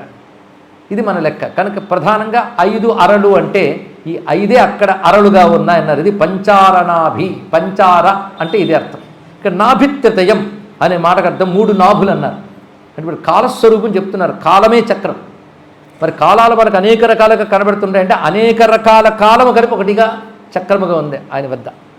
కాలంలో ప్రధానంగా ఉండేది 5 సంవత్సరాలే. ఇవి మళ్ళీ రిపీట్ ఇది కనుక ప్రధానంగా చెప్పుకోవాల్సినవన్నీ 5. వీటి ఆవృత్తులే కదా మిగిలిన సంవత్సరాలని ఎన్ని చెప్పుకున్నా. ఆ మాటకు వస్తే 60 సంవత్సరాల తర్వాత మళ్ళీ ఏం చేస్తారు, మళ్ళీ 60 సంవత్సరాలు తెచ్చుకుంటారు. కానీ 5 సంవత్సరాలే మాటిమాటికి వస్తున్నా కనుక 5 సంవత్సరములే అరలుగా కలిగినటువంటిది. ఇక నాభులన్నీ 3. అవేమిటంటే ఉదయము, మధ్యాహ్నము, రాత్రి అనబడేటువంటివి నాభులుగా ఉన్నాయి అన్నారు. అంటే ఈ నాభులు అంటే ఇరుసు కర్రలు అమర్చడానికి మధ్యలో ఉన్న దండానికి చుట్టూ ఉంటాయి బొడ్డులాగా. వాటిల్లో నాబ్స్, నాభి ఏది ఉంది కదా, అది గుచ్చినట్టుగా 3 కనబడుతుంటాయి ఇక్కడ. అది నాభులు. 6 నేములు, నేములు 6 అన్నారు. నేములు అంటే చక్రానికి చివరి ఉండే భాగములు. అవి 6 ఋతువులు 6 నేములుగా ఉన్నట్టు. 6 నేములు కలిపి అక్కడ ఉంటాయి. 6 ఋతువులు 6 నేములుగా ఉన్నాయి. ఇక గుర్రములు 7 అన్నారు. ఇదే అందరికీ ఎక్కువ ప్రసిద్ధి. సప్తాశ్వాలపై సూర్యుడు వస్తున్నాడని. మన సాధారణంగా సూర్యుడు ఫోటో కొనుక్కోవాలని సప్తాశ్వాలు ఉంటాయి, అది భావన చేస్తాం. సప్తాశ్వాలు అంటే నిన్న 1, 2 చెప్పినట్టున్నాం, 2, 3 దాకా వెళ్ళిపోయాం. ఒకటి ఇక్కడున్న సప్తాశ్వాలు చెప్పుకున్నాం. ఎందుకంటే ఇందాక అందుకే మొదటే ఒక మాట చెప్పేసాం, అక్కడున్నవాడు ఇక్కడ ఉన్నాడు, ఇక్కడ సప్తాశ్వాలు, ఇక్కడ 6 ఋతువులు అన్నీ, అక్కడేముంది ఇక్కడ ఏదో ఉంది అంటే ఇంత అర్థం ఉందండి. అసలు ఇది లేకపోతే అదే లేదు. ఇంత లోకం గురించి డిస్కస్ చేయాలంటే ఉండవలసిన వాడెవడు? నువ్వు ఉంటే, నువ్వే లేకపోతే లోకం అక్కరే లేదు నీకు అని. ముందు తా కలిగితే 3 లోకములు అన్నాడు అన్నమయ్య. ముందు నువ్వు ఉంటే కదా 3 లోకాలు. అన్ని లోకాల గురించి డిస్కస్ చేయాలని తమరు ఉండాలి కదా ముందు. అన్ని లోకాలు నీలో ఉన్నాయని శాస్త్రం చెప్తుంది. అక్కడ ఎంత ఏముందో అంతా ఇక్కడ ఉంది కనుక ఎక్కడికో వెళ్ళక్కర్లేదు, అంతా ఇక్కడ ఉంది. అంతా ఇక్కడ ఉందని తెలుసుకోవడం కోసం అన్ని చోట్లకి వెళ్ళాలి, తిరగాలి. అప్పుడు ఎప్పుడూ తెలుస్తుంది కొంతకాలానికి. కానీ ఇక్కడ ఉన్నదాన్ని గమనించడమే కదా. అందుకే సాధన చేసినప్పుడు మఠం వేసి కూర్చుంటాం. ఎందుకు అంటే ఇక్కడ ఉన్నదాన్ని చూడడానికే. జానవరగానే కళ్ళు మూసుకుంటాం, ఎందుకు లోపల ఉందిరా అని చెప్పడానికే కదా. కానీ ఇక్కడే మళ్ళీ సప్తాశ్వాలు ఇక్కడే మనం చూడవచ్చు. ఏ ఋతువులు నీలో లేవా? నీలో వసంతం వచ్చింది, శిశిరం దాకా వచ్చావు, కనబడలే? అన్నీ ఇక్కడే కనబడుతున్నాయి. ఇక్కడ అక్కడ 2 అన్వయించుకోగలగాలి. అంటే భగవంతుడు బయట లోపల కూడా తన పని చేస్తున్నాడు ఇక్కడ. లేకపోతే ఇక్కడ వచ్చే మార్పులన్నీ నీ వల్ల వస్తున్నాయా? నీకే చేతిలో పెడితే బతుకంతా యవ్వనంలో ఉండాలనుకుంటాం. నీ చేతిలో లేదు, ఆయనే చేస్తున్నాడు. అయితే ఇక్కడ నీ కర్మ కొద్దీ చేస్తాడు, లోకాన్ని కూడా సముష్టి కర్మ కొద్దీ నడిపిస్తాడు. ఇష్టం ఉంచేసేపు ఉంచుతాడు, తర్వాత తీసేస్తాడు బయటకు కూడా. దానికో సమయం ఉంది. ఎంతకాలం వసంతం ఉంచాలి, ఎంతకాలం శిశిరం ఉంచాలి ఆయనకు తెలుసు. అని ఇంకా కొంచెం ఎక్స్టెండ్ చేయకూడదు, అడగకూడదు ఆయన. ఆయనకు తెలుసు ఎంతకాలం ఉంచాలో, అలాగే నిన్నెంతకాలం ఉంచాలో, నీ లోపల ఎంతకాలం నిర్వహించాలో కూడా ఆయనకు తెలుసు. నీకు తెలియాల్సినంత ఒకటే, ఆయనకు తెలుసన్న విషయం నీకు తెలిస్తే చాలు. అది తెలియక అంతా మన నిర్వాహకం అనుకుంటాం, మన చేతులు ఏదో లేని తెలిసి పశ్చాత్తపడుతుంటాం. ఇదే బాధ. అన్నీ ఆయన చూసుకుంటాడని ఎంత హాయిగా ఉండొచ్చండి. కనుక ఇప్పుడు అన్నీ మనలో చూద్దాం. సప్తాశ్వాలు అన్నప్పుడు నిన్న చెప్పిన కొన్ని మనం తెలుసుకుంటే సప్తవర్ణములు చెప్పుకున్నాం, అలాగే సప్త రకములైన జ్ఞానేంద్రియముల గురించి చెప్పుకున్నాం. ఇంకా సప్తలు చాలా ఉన్నాయి, తెలుసుకునే ప్రయత్నం చేద్దాం. ఇక్కడ ప్రధానంగా ఏం చెప్తున్నదంటే సూర్యుడిని మనం మనలో చూస్తున్నాం, బాహిరంగా చూస్తున్నాం. ఈ రెండిట్లోనే సప్తాశ్వములు, వారములు 7 కాలస్వరూపంగా మనం చూస్తే 7గానే లోకానంతా నడుపుతున్నాడు. మన దృష్టిలో సూర్యుడు అంటే కేవలం ఆకాశంలో వచ్చే మండలంలో వాడు మాత్రమే కాదు, సమస్త భువనాల్ని నడిపే పరమాత్మ కనుక పరమాత్మ 7 రకాల జగత్తును నడుపుతున్నాడు, 7 రకాలుగా నడుపుతున్నాడు కనుకనే ఆయనకే సప్తాశ్వరథమారూఢం సరిపోతుంది అని పెద్దలు ప్రతిపాదన చేశారండి. అన్నీ 7 నీ లోపల 7 ఉన్నాయి. నిన్న కొన్ని 7 చెప్పుకున్నా, ఇంకా ఇప్పుడు చాలా 7 వస్తాయి. మనలో ప్రధానంగా శరీర రథం నడవడానికి 7 గుర్రాలు ఉన్నాయి. రథము అంటేనే కదులునది అని అర్థం. కానీ రథం అనగానే మనం బొమ్మ కట్టేసుకుని ఇలా ఉండాలి, గుర్రాలు ఉండాలి కాదు. కదులునది, రమ్మణశీలత్వాత్ రథ అన్నారు ఇక్కడ. అంటే కదిలే లక్షణము కలిగినది ఏదో అది రథం. ఇప్పుడు చెప్పండి, ఎవరు రథం కాదు? అందుకేనేమో రథస్థం వామనం దృష్ట్వా పునర్జన్మ విద్యతే అని మాట ఉన్నది. రథంలో ఉన్న వామనుడిని చూస్తే పునర్జన్మ లేదు అని. రథంలో ఉన్న వామనుడు అంటే సూర్యరథంలో ఉన్న పరమాత్మయే అర్థం ఇక్కడ. అందుకే ఆయన్నే మనం ఆలయాల్లో కూడా పూజిస్తున్నామని రథోత్సవాలు కూడా అందుకే జరుగుతున్నాయి. అసలు ఈ రథంలో ఉన్నవాడు ఎలా నడిపిస్తున్నాడో చూసే ప్రయత్నం చేయాలి. అలా మీరు చేస్తే ఇవాళ ఇక్కడ ఇప్పుడే మీకు సూర్యోపాసన అయిపోతుంది, సందేహం లేదు. సిద్ధమైన ఆ సప్తాశ్వ శోభను మనం పరిశీలించే ప్రయత్నం చేద్దాం. ఎన్ని రకాల సప్త అశ్వాలని శాస్త్రం చెప్పిందే చెప్తున్నా. ఏవేవో తోచినవన్నీ ఏడన్నీ తీసుకొచ్చి బుద్ధితో కవిత్వంలో రాయడం కాకుండా శాస్త్రంలో చెప్పిన దాని ప్రకారం కవిత్వం రాయొచ్చు, కానీ కవిత్వం రాసి అదే శాస్త్రం అనుకోడు. రెండుకి చాలా తేడా ఉంది ఇక్కడ. శాస్త్ర ప్రమాణంతో కవిత్వం ఉంటే ఉత్తమ కవిత్వం అవుతుంది. ఇప్పుడు మనం సప్తాల గురించి పరిశీలిద్దాం. మనలో సప్తా గురించి వచ్చేటప్పటికలుగా ముందు శరీర స్థానంలో 7 చెప్పుకున్నాం. జ్ఞానేంద్రియములు ప్రధానంగా 7. ఇంకొకటి మనలో శరీరం నడవడానికి ప్రధానం 7 సప్త ధాతువులు అంటాం. ఈ ధాతువులు లేకపోతే ఈ శరీరం నడవదు. చర్మము, మాంసము, మజ్జ, అస్థి, మేధస్సు, శుక్రము, రక్తము, ఇవి 7. ఈ 7ంటికి నియంత్రించే స్థానాలు మన శరీరంలో ఎక్కడెక్కడ ఉన్నాయో కూడా మీ లలితాసనం అప్పటికే తెలిశారు. ఉదాహరణకి విశుద్ధి చక్రంలో యా రక్తవన్న అత్లోచన ఖట్వాంగా దిప్రహరణ వదనైక సమన్విత పాయిసాన్న ప్రియ త్వక్స్థ అంటే చర్మం అనే ధాతువుని అధిష్ఠించి ఉండే ఒక శక్తి ఉన్నది, అది విశుద్ధి చక్రంలో ఉంటుంది. అంటే ఆ ధాతువుల్ని నియంత్రించే శక్తులు ఆ చక్రాలు ఉన్నాయి. ఆ చక్రాలు ప్రధానంగా 7 చక్రములు, ఇంకోటి చక్రములకు పైన ఉన్న స్థానం సహస్రాలు, శుక్రధాతువుకి అది చెప్పారు ఇక్కడ. మొత్తానికి అవేమిటంటే మీకు తెలియని మూలాధార, స్వాధిష్టాన, మణిపూర, అనాహత, విశుద్ధ, ఆజ్ఞ, సహస్రార. అవన్నీ ఎక్కడున్నాయి? మనలోనే. ఎందుకంటే సప్తధాతువులు ఎక్కడున్నాయి అంటే ఆ 7 నడుస్తూ ఉంటేనే మనం నడుస్తున్నాం కదా. శరీరం అనే రథాన్ని లాగేవా 7. అంత ధాతు వైషమ్యం వస్తే శరీరం అనే రథం సరిగ్గా నడవదు. ధాతు వైషమ్యం రాగానే రోగం వస్తుంది, రోగం రాగానే రథం కుంటుపడుతుంది. కనుక అశ్వాలు ఏంటో తెలిసింది కదా, గుర్రాలు కుంటుపడితే రథం సరిగ్గా నడవదు. సప్త ధాతువులే అశ్వములుగా శరీరాన్నదాన్ని నడుపుతూ లోపలున్నవాడే సప్తాశ్వరథారూఢుడైన సూర్యభగవానుడు. ఇప్పుడు ధాతువులేడు, లోపలున్న చక్రములు 7 చెప్పబడుతున్నాయి ఇక్కడ. ఇలాగ 7 గురించి మనం గమనిస్తూ వెళుతున్నాం ఇక్కడ. అంతేకాదు కొన్ని 7 చెప్తున్నారు ఇక్కడ, ఆశ్చర్యకరమైన 7. ఇంకో 7 నిన్ననే మనం చెప్పుకున్నాం, గ్రహాలు. 7 గ్రహాల్లో సూర్యుడు ఒక్కొక్క విధంగా వాటి యందు తన కాంతిని ప్రసరింపజేస్తున్నట్టు అవన్నీ అయ్యాయి 7. ఆ గ్రహములతోనే కదా జగత్తు నడుస్తుంది. గ్రహాలు ఎలా నడిపిస్తే అలాగే నడుస్తాం, అవునా లేదా? అందుకే మనం ఒకప్పుడు చెప్పుకున్నాం ఇక్కడ. నేను జాతకాలు నమ్మనండి అంటే ఆ విషయం మీ జాతకంలోనే ఉందండి అన్నాడు జ్యోతిష్ శాస్త్రవేత్త. అంతేనండి, జాతకాలు ఉండదు, నువ్వు నాస్తికుడు ఆస్తికుడు. కనుక ఎంత కాదన్నా గ్రహాలు మన బతుకుని నడుపుతున్నాయి.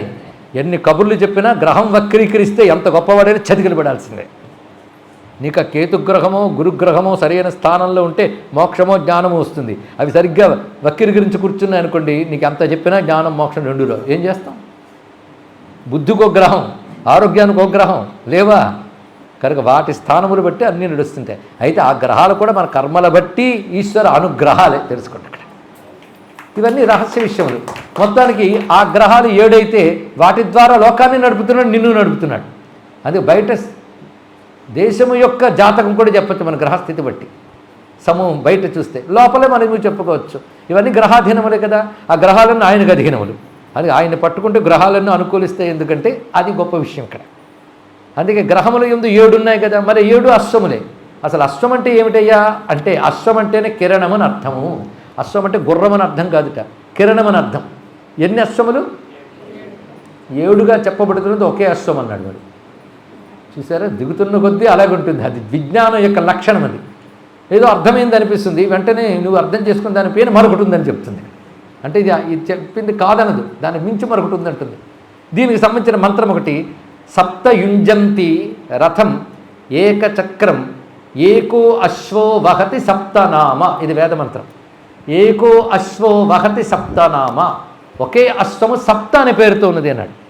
ఒకే అశ్వం అంట 7గా ఉందిట, కానీ 7 ఉన్నాయి కానీ అంతా కలిపి ఒకటే అశ్వం. అంటే సూర్యుడు అశ్వమ అనశ్వం, ఆయన అశ్వం కాడు, అశ్వానికి అతీతుడు. కాబట్టి రథంలో ఉన్నవాడు గుర్రాలు ఒకటి అవుతాయండి. గుర్రాలు నియంత్రిస్తారు కానీ గుర్రాల కంటే అతీతుడే కదా ఆయన. కానీ సూర్యభగవానుడు అశ్వముల ద్వారా లోకాన్ని నడుపుతూ అశ్వములకు అతీతుడు ఆయన.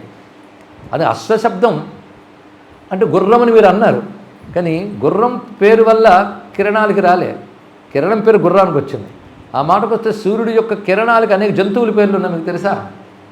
చదువుకుంటున్నాను లలితా శాస్త్రంలో, ఆదిత్య హృదయంలో. వింజవీథి ప్లవంగమ, వింజవీథి ప్లవంగమ. ప్లవంగమం అంటే వానరం. కపిహి, సూర్యుడుకున్న పేరుల్లో కపిహి గొప్ప విషయం. ఈ మాట విష్ణు సహస్రంలో కూడా మనకు కడుగుతాం. వృషా కపిహి అని ఒక చోట కనిపిస్తుంది. కపిహి అని పేరుంది. కపి అంటే అర్థం ఏంటి? కోతి. ప్లవంగం అంటే కోతి. అంటే సూర్యుడిని పట్టుకుని కోతి అని తిడుతున్నావా అంటే పదానికి అర్థం చూడండి. ప్లవంగం అంటే దుముకుతూ వెళ్ళేది. అలా దుముకుతూ వెళితే కిరణముల యొక్క వేగం ఎలా ఉంటుందో చూపిస్తూ దుముకుతూ వెళుతోంది కనుక పైగా ఆ ఋతువులు అలా వచ్చేటప్పుడు దాని యొక్క వేగం ఎలా వెళుతుందో ఋషులు దర్శించగలిగారు. మనకంటే ఎప్పుడు ఒకేలా కనబడతాయి. వాడు దర్శించి అప్పుడు ప్లవంగమ లక్ష్యమునే ఉంది. వింధ్యవీధి. వింధ్యవీధి అంటే దక్షిణాపథంలోకి వచ్చేటప్పుడు అక్కడ మన వినువీధి అని తెలుగులో అంటాం. అది వింధ్య పర్వతం బట్టి అది రాలేదు. పైన ఆకాశం వియత్ పదం, దానికి సంబంధించింది వింధ్య శబ్దం. కానీ వింధ్యవీధి అని ఆకాశంలో ఎన్ని రకాల మార్గాలు ఉంటాయో చెప్పారు. మనకు కనిపించే ఆకాశం ఒకటే, కానీ అంతరిక్షంలో ఎన్ని రకాల మార్గములు ఉంటాయో. గోపథము, జారద్గవీ వీధి అంటే రకరకాల వీధులు. ఇవన్నీ జ్యోతిర్మండలాల ప్రకారం వీధులు ఏర్పడ్డాయి. చూసారా? అందుకే పథీనాం పతయే నమః రుద్రమంత్రానికి ఈ అర్థం చెప్పారు ఇక్కడ. దారులకు పతి అయినటువంటి వాడు. అలాంటి మార్గములు చాలా ఉన్నాయి ఆకాశంలో. అసలు మార్గాలు మరచేవాడు ఆయనే. అని కాంతులే మార్గాలు వేస్తాయి. ఎన్నో అద్భుతమైన మార్గములు. కానీ ప్లవంగమ అంటే ఆయనే. ఇంకొంచెం కపిహి. కపి అంటే కోత అంటాం కాదు. కం పిబతి ఇది కపిహి అని చెప్పారు. జలమును త్రాగువాడు. అప్పుడు ఆయనకంటే కపి వరకు లేడు. ఆయన తన కిరణాలతో జలమును తాగుతాడు తీసుకొని. అది కపి. తాగడమే కాదు, తిరిగి వర్షిస్తాడు కూడా. అందుకే వృషా కపిహి అన్నారు ఇక్కడ. ఎన్ని రకాలుగా మీరు పరిశీలించవచ్చు.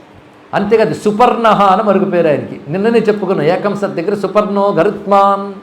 ఆయనే సుపర్ణుడు, ఆయనే గరుత్మంతుడు. అశ్వము ఆయనే, సుపర్ణుడు ఆయనే. సుపర్ణుడు అంటే ఏమిటి? మంచి రెక్కలు కలవాడు. సూర్యుడు కనబడగానే కిరణాలు ఒక్కసారి పరచుకున్నట్టు కనబడతాయి. ఎలా అంటే అటొక రెక్క ఇటొక రెక్క పరిచినట్టు కనబడతాయి కదా. రెక్కలు ఇంతున్నా దానిలో అనేక రకాల ఈకలు ఉన్నట్లుగా ఇటు అటు ఆయన ఇలా రెక్కలు పరచగానే ఆ కిరణములన్నీ వాటిలో పర్ణములుగా ఉన్నాయి. ఇన్ని పర్ణములతో సుపర్ణుడై రెక్కలుతున్నాడు. అయితే పరచుకున్న కాంతులన్నీ కలిపి రెక్కలుగా ఉంటూ సూర్యమండలం సుపర్ణుడిలా కలిపితే ఆ సూర్యమండలం పురుషుడు ఎలా కనబడుతున్నాడు? గరుత్మంతుడు మీరు కూర్చొని నారాయణుడుగా గోచరించట్లేదు. అదే సూర్యనారాయణుడు అయ్యా అని చెప్పారు ఇక్కడ. ఇదేదో అన్వయించడం కాదండి. ఈ దృష్టితో మనం పరిశీలించితే అద్భుతమైన విషయాలు తెలుస్తున్నాయి. అంతేకాదు ఈ కిరణాలన్నీ వృషభం అండి అన్నాడు ఇక్కడ. ఈ విషయం కూడా మనకి లోహితాక్ష వృషభ ఇత్యాది శబ్దం అనేది సూర్యపరంగా కనబడుతున్న వేదమనందు. ఆ కిరణం వరకు రెండు లక్షణాలు ఉన్నాయి. వర్షించే స్వభావము, ప్రకాశించే స్వభావము. వర్షించితే వృషము, ప్రకాశిస్తే భా, రెండు కలిపితే వృషభ అన్నారు ఇక్కడ. వృషభముగా ఉన్నవేమిటయ్యా అంటే సూర్యకిరణములే వృషభములు. సూర్యకిరణము వృషభమైతే ఆ వృషభముపై ఉన్నవాడెవడు? వృషభారూఢుడైన పరమేశ్వరుడే. కానీ వృషభారూఢుడైన శివుడు ఆయనే, గరుత్మంతుడిపై కూర్చుని నారాయణుడు ఆయనే. అవునా లేదా? ఇలా గమనిస్తే సర్వము సూర్యుడిగా చూడడానికి వేదమంత్రములు మనం సహకరిస్తున్నాయి. అశ్వములు అవే. అంటే వాటి పేర్లు జంతువులకు పెట్టారు కానీ జంతువుల పేర్లు కిరణాలకు పెట్టలేదు. అది ముందు తెలుసుకోవాలి ఇక్కడ. శ్రీనివాస్ గారు ఎవరంటే మా పక్కింట్లో ఉంటాడని చెప్పకూడదు. తిరుమలలో ఉన్న స్వామి పేరు ఆయన పెట్టారు, అది తెలుసుకోవాలి ఇక్కడ. కనుక మనకు ఈయన ముందు పరిచయం, తర్వాత తిరుమల తెలిసింది, కానీ ఈయన పేరు ఆయన పెట్టారు అనకూడదు. కనుక ఆ సూర్యకిరణాలకున్న లక్షణాలను అనుసరించి ఆయా జంతువులకు ఆ పేర్లు వచ్చాయి తప్ప వీటి పేర్లు వాటికి పెట్టలేదు. వ్యుత్పత్తులు చూస్తే వాటికి తెలుస్తాయి. అలాగ అశ్వ అనే శబ్దానికి ఏకో అశ్వో వకతి సప్తనామ, దానికే సప్త అంటారు. ఆ మాటకు వస్తే సప్త అంటే ప్రాకునది, నడుచునది అని అర్థం. సప్త సప్తిహి అని పేరుంది. పాకేది నడిచేవి ఏవైతే ఉన్నాయో అవన్నీ సప్తి అని చెప్పబడుతున్నాయి. అదే నడిచే లక్షణం కలిగినది. అశ్వ అనే శబ్దానికి అసువ్యాప్తం అనే ధాతువు ప్రకారంగా వ్యాపించున్నది అని అర్థం ఇక్కడ. ఇప్పుడు అశ్వ అంటే అర్థమేది? వ్యాపించే లక్షణం, వ్యాప్నోతి ఇది. కానీ వ్యాపించే లక్షణ కిరణములే అశ్వములు.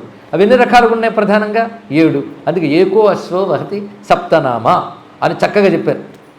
ఈ విధంగా వేదములు అది త్రినాభిచక్రమజరం అనర్వం యత్రేమా విశ్వా భువనాధితస్తు. అది త్రినాభిచక్రం, త్రినాభిచక్రముతో ఉన్నది, 7 అశ్వములతో ఉన్నటువంటిది అయిన రథము.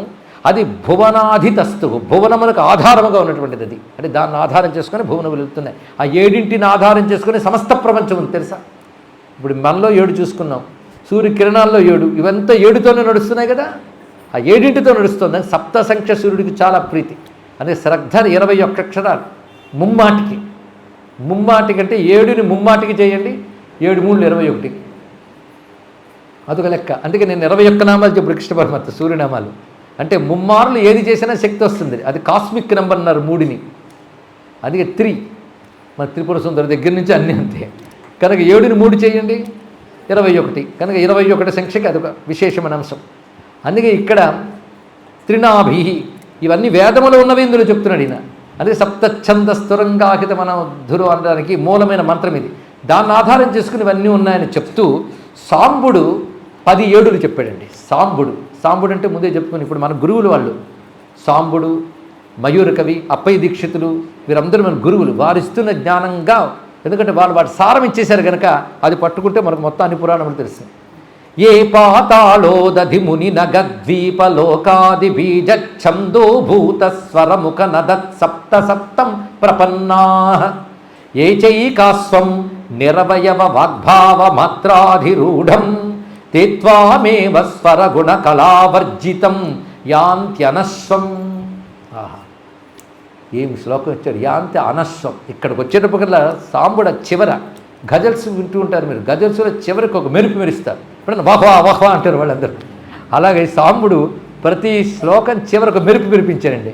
ఇందాక కూడా తీసుకొస్తూ పరమమృతం నా చోష్ణం నశీతం అన్నాడు, అక్కడుంది మెరుపు. ఎవడైనా రసజ్ఞుడు అక్కడ కదిలిపోతాడు. అది లేకపోతే నేను చెప్పలేను, కానీ ఉంటే మాత్రం అద్భుతం ఇందులో చెప్తున్నాడు. ఇక్కడ 7 చెప్తున్నాడు. 7 అశ్వములు నడుపుతున్నావు నువ్వు. అవేమిటి అంటే పాతాళ, 7 పాతాళాలు. మొదట ఎన్ని 7లు చెప్పాడు చూడండి. 7 పాతాళాలు, 7 సముద్రాలు, 7 ఋషులు, 7 పర్వతాలు, 7 ద్వీపాలు, 7 ఊర్ధ్వలోకాలు, అదేవిధంగా 7 మనక్షోభాలు అంటే మనస్సులో వచ్చే పరిణామాలు, 7 బీజములు, 7 ఛందస్సులు, 7 స్వరములు. ఈ 10 రకాల 7లతోనే ప్రపంచమంతా ఉందట. ఈ 10 రకాల 7ల్ని నడుపుతున్న భువనేశ్వరుడు సప్తాశ్వరథ రథ సంచాలకుడు అన్నారు ఇక్కడ. అవి ఆ 7 ఏమిటో చూపిస్తున్నాడు ముందు. 7 పాతాళాలు, క్రింది లోకాలు.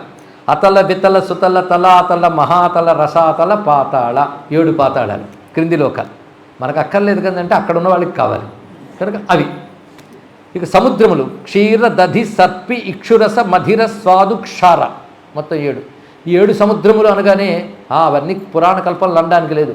అంతరిక్షములో ఉన్న వివిధములైన కొన్ని స్థితుల్లో, కొన్ని లెవెల్స్లో ఈ స్థితులు ఉంటాయి, వాటిని సముద్రములుగా వర్ణించారు. ఇక సప్త ఋషులు, వీళ్ళు చాలా ప్రధానం సృష్టి సంచలనానికి. వాళ్ళు గౌతమ భరద్వాజ విశ్వామిత్ర జమదగ్ని వశిష్ఠ కశ్యపాత్ర ఒక మన్వంతరంలో వీళ్ళు మారుతూ ఉంటారు. ఇక సప్త కులపర్వతాలు మహేంద్ర మలయ సయ్య సుక్తి వృక్ష వింధ్య పారియాత్ర, ఇవి సప్త కులపర్వతాలు. సప్త ద్వీపములు భూమి సప్తద్వీపావసుంధర, ఆ పేర్లు ఇప్పుడు వేరే నామామృత వ్యవహరింపబడుతుంటాయి. జంబూ కుశ శాఖ క్రౌంచ శాల్మలి గోమేధ పుష్కర, ఇవి భూమి ఎందున్నటువంటి సప్త ద్వీపములు. 7 ఊర్ధ్వలోకములు భూహు భువహ సువహ మహహ జనహ తపహ సత్య, ఊర్ధ్వలోకములు. అలాగే మానసికంగా కలిగే ఆధులు 7 ఉంటాయి. 7 ఏదో ఒకటి లేనివాడు ఎవరు లేరు. ఆ మాటకు వస్తే 7 ఉన్నాయేమో కూడా అనిపిస్తాయి.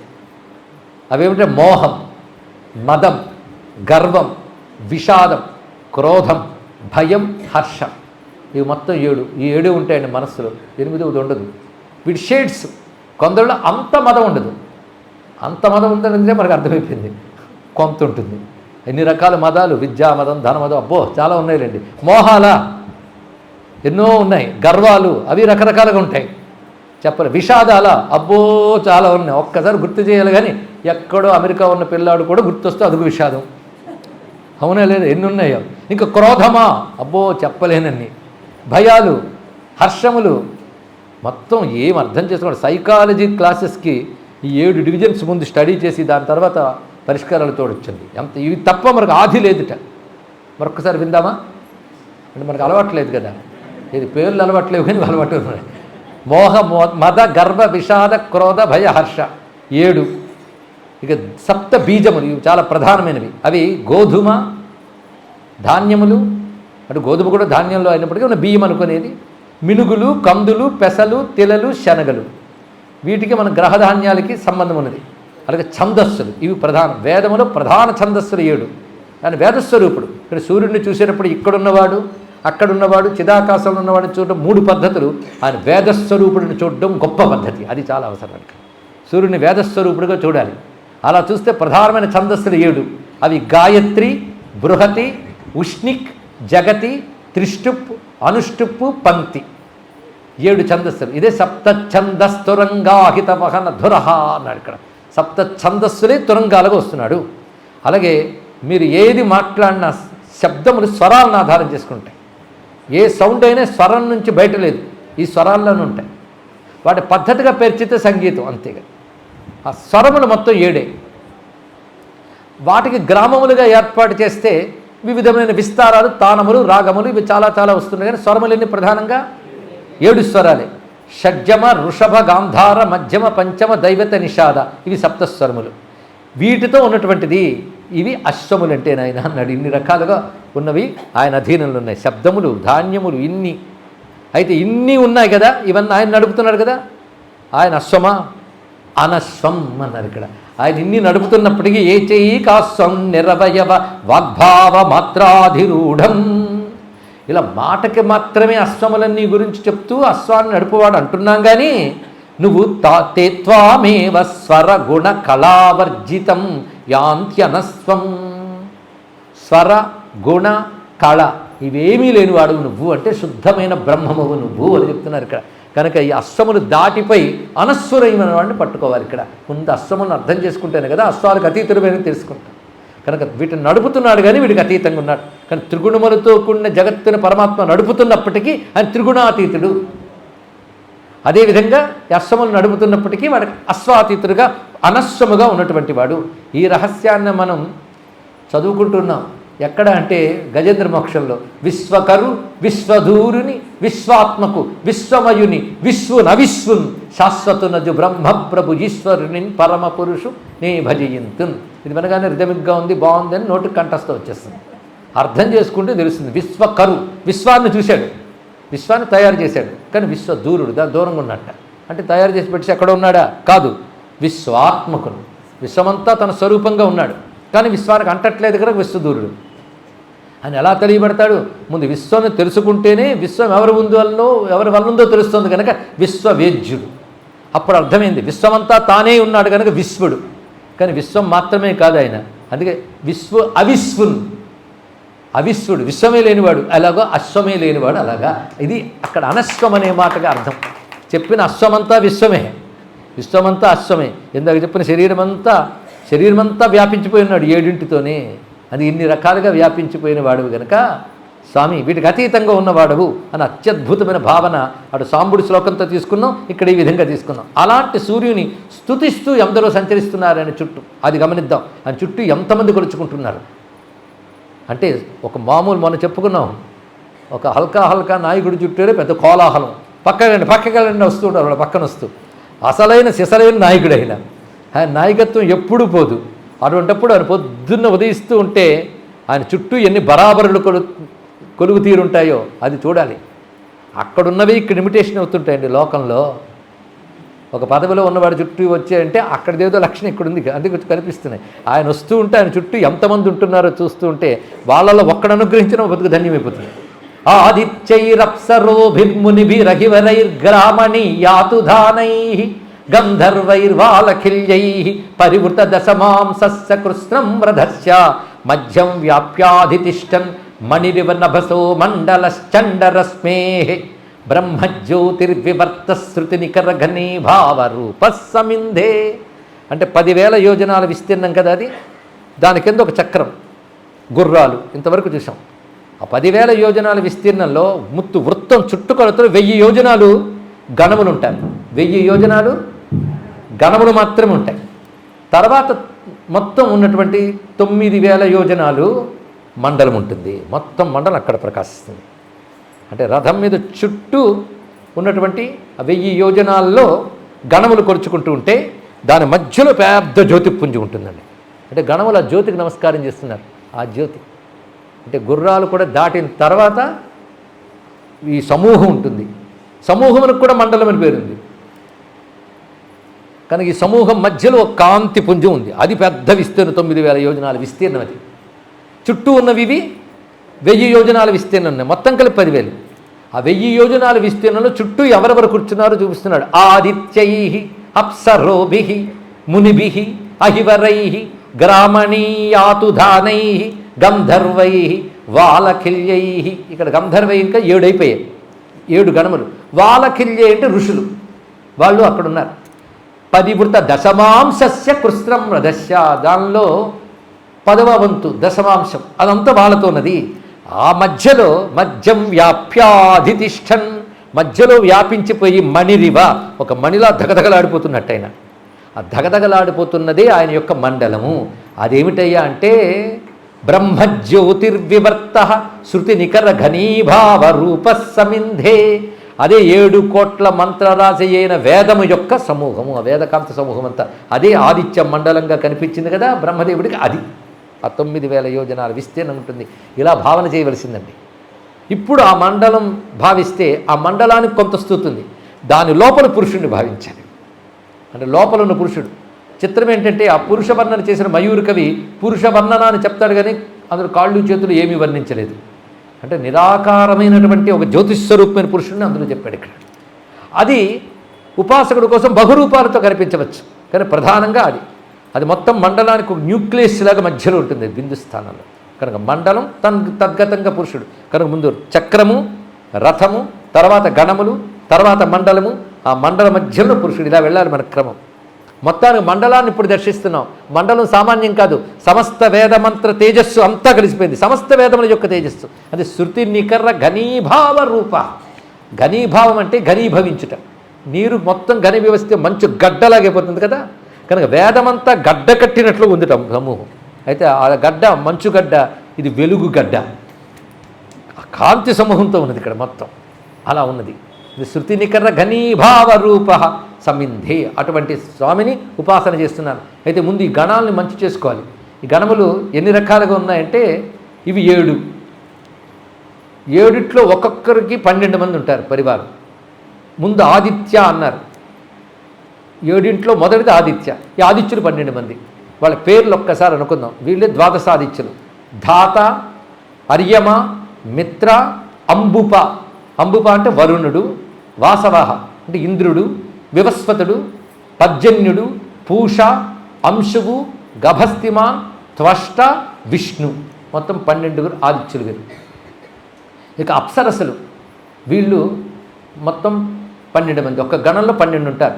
వీళ్ళ పేర్లు విన్నా పాపములు పోతాయండి. దీన్ని బట్టి అప్సరస్సులు ఇవన్నీ పురాణాలు ఉంటాం, కానీ సూర్యుని యొక్క శక్తి విశేషాలు. అప్పంటేనే జలం, జల సంబంధమైన ఒకనొక శక్తులు వీరు. వీటన్నిటి కూడా దివ్య శక్తులు ఇవి. కానీ వీటి పేర్లు హిందూ పురాణాల్లో ఉంటాయి అనకొద్దు, సూర్యమండలం దగ్గర ఉంటాయి. వాటి హిందువులు తపస్సుతో గ్రహించి చెప్పారు అంతే తప్ప ఇవి అందరికీ అవసరమే. కానీ అప్సరసలు మొత్తం 12. వాళ్ళ పేర్లు మీరు గుర్తుపెట్టుకోకపోయినా వినేయండి, ఎందుకంటే వాళ్ళ పేర్లు వింటే పాపాలు పోతాయి. అప్సరసలకు సంబంధించిన వేదముల మంత్రాలు ఉన్నాయి. వాళ్ళు కృతస్థల, పుంజికస్థల, మేనక, సహజన్య, ప్రమ్లోచంతి, శుచిస్మిత, ఘృతాచి, విశ్వాచి, ఊర్వశి, పూర్వచిత్తి, తిలోత్తమ, రంభ. వీళ్ళు మొత్తం 12 మంది. తర్వాత మునులు, మునిభీహి అన్నారు కదా, మునులు 7. పులశ్చుడు, మునులు 12 మంది వస్తారు. మునులు ఒక్కొక్కరు 12. మునిగణములు పులస్త్య, పులహ, అత్రి, వశిష్ఠ, అంగిర, భృగు, భరద్వాజ, గౌతమ, కాశ్యప, క్రతు, జమదగ్ని, కౌశిక. వీరు మునులు. ఇక సర్పములు, ఇవి సర్పములండి. ఏ దివి ఏ అంతరిక్షే సర్పేభ్య నమః అని సర్పమంత్రాలు చెప్పేటప్పుడు ఆకాశంలో ఉన్న సర్పముల గురించి చెప్పారు. మనకు తెలిసి భూమిలో సర్పములు అంటే హిందువులు పాములను పూజిస్తారంటారు. అయితే పూజించదగ్గ పాములు భారతదేశంలో ఉంటాయి, అది దివ్యమైన లక్షణం. అలాంటి సర్పములు కొన్ని ఉన్నాయి, భూమి యందు సంచరించవచ్చు. అందుకే నమోస్తు సర్పేభ్యో ఏకేచ పృథివీమను ఏ అంతరిక్షే ఏ దివి తేభ్య సర్పేభ్యో నమః అని సర్పమంత్రంలో చెప్పారు. ఆ సర్పతత్వం చాలా ఉన్నది. గగనంలో నాగతత్వములు ఉన్నాయి. దాని మధ్య పరిశోధన చేస్తుంటే అంతరిక్షంలో కొన్ని నాగలక్షణములు కనబడి ఉంటే అంతరిక్షంలో సర్పములు ఉంటాయన్న విషయం ఇప్పుడు ఒప్పుకుంటున్నారు. ఆ సర్పాల తీరువేరు, అవి దివ్య సర్పములు. అంటే సూర్యుడి యొక్క గమనంలో సహకరించే శక్తులు వీళ్ళందరూ. ఇక్కడ గణములు చెప్తున్నామంటే ఎక్కడి నుంచో వచ్చి అక్కడ కూర్చోలేదు, సూర్యుడి నుంచి వచ్చిన శక్తులే గణములే సూర్యుడి చుట్టూ కూర్చున్నాయి. ఇది తెలుసుకోండి. ఇక్కడ అమ్మవారి గురించి చెప్పేటప్పుడు బిందువులో ఉన్న అమ్మవారి చుట్టూ 8 ఆవరణలో దేవతలు ఉన్నారంటే వాళ్ళు ఎక్కడి నుంచో వచ్చి అక్కడ బైఠాయించలే. అమ్మ నుంచి వచ్చిన శక్తులు అక్కడ ఉన్నారు, సూర్యుడి నుంచి వచ్చిన శక్తులు అక్కడ ప్రకాశిస్తున్నాయి. కనుక ఇప్పుడు సర్పములు మొత్తం 12 రకాలు.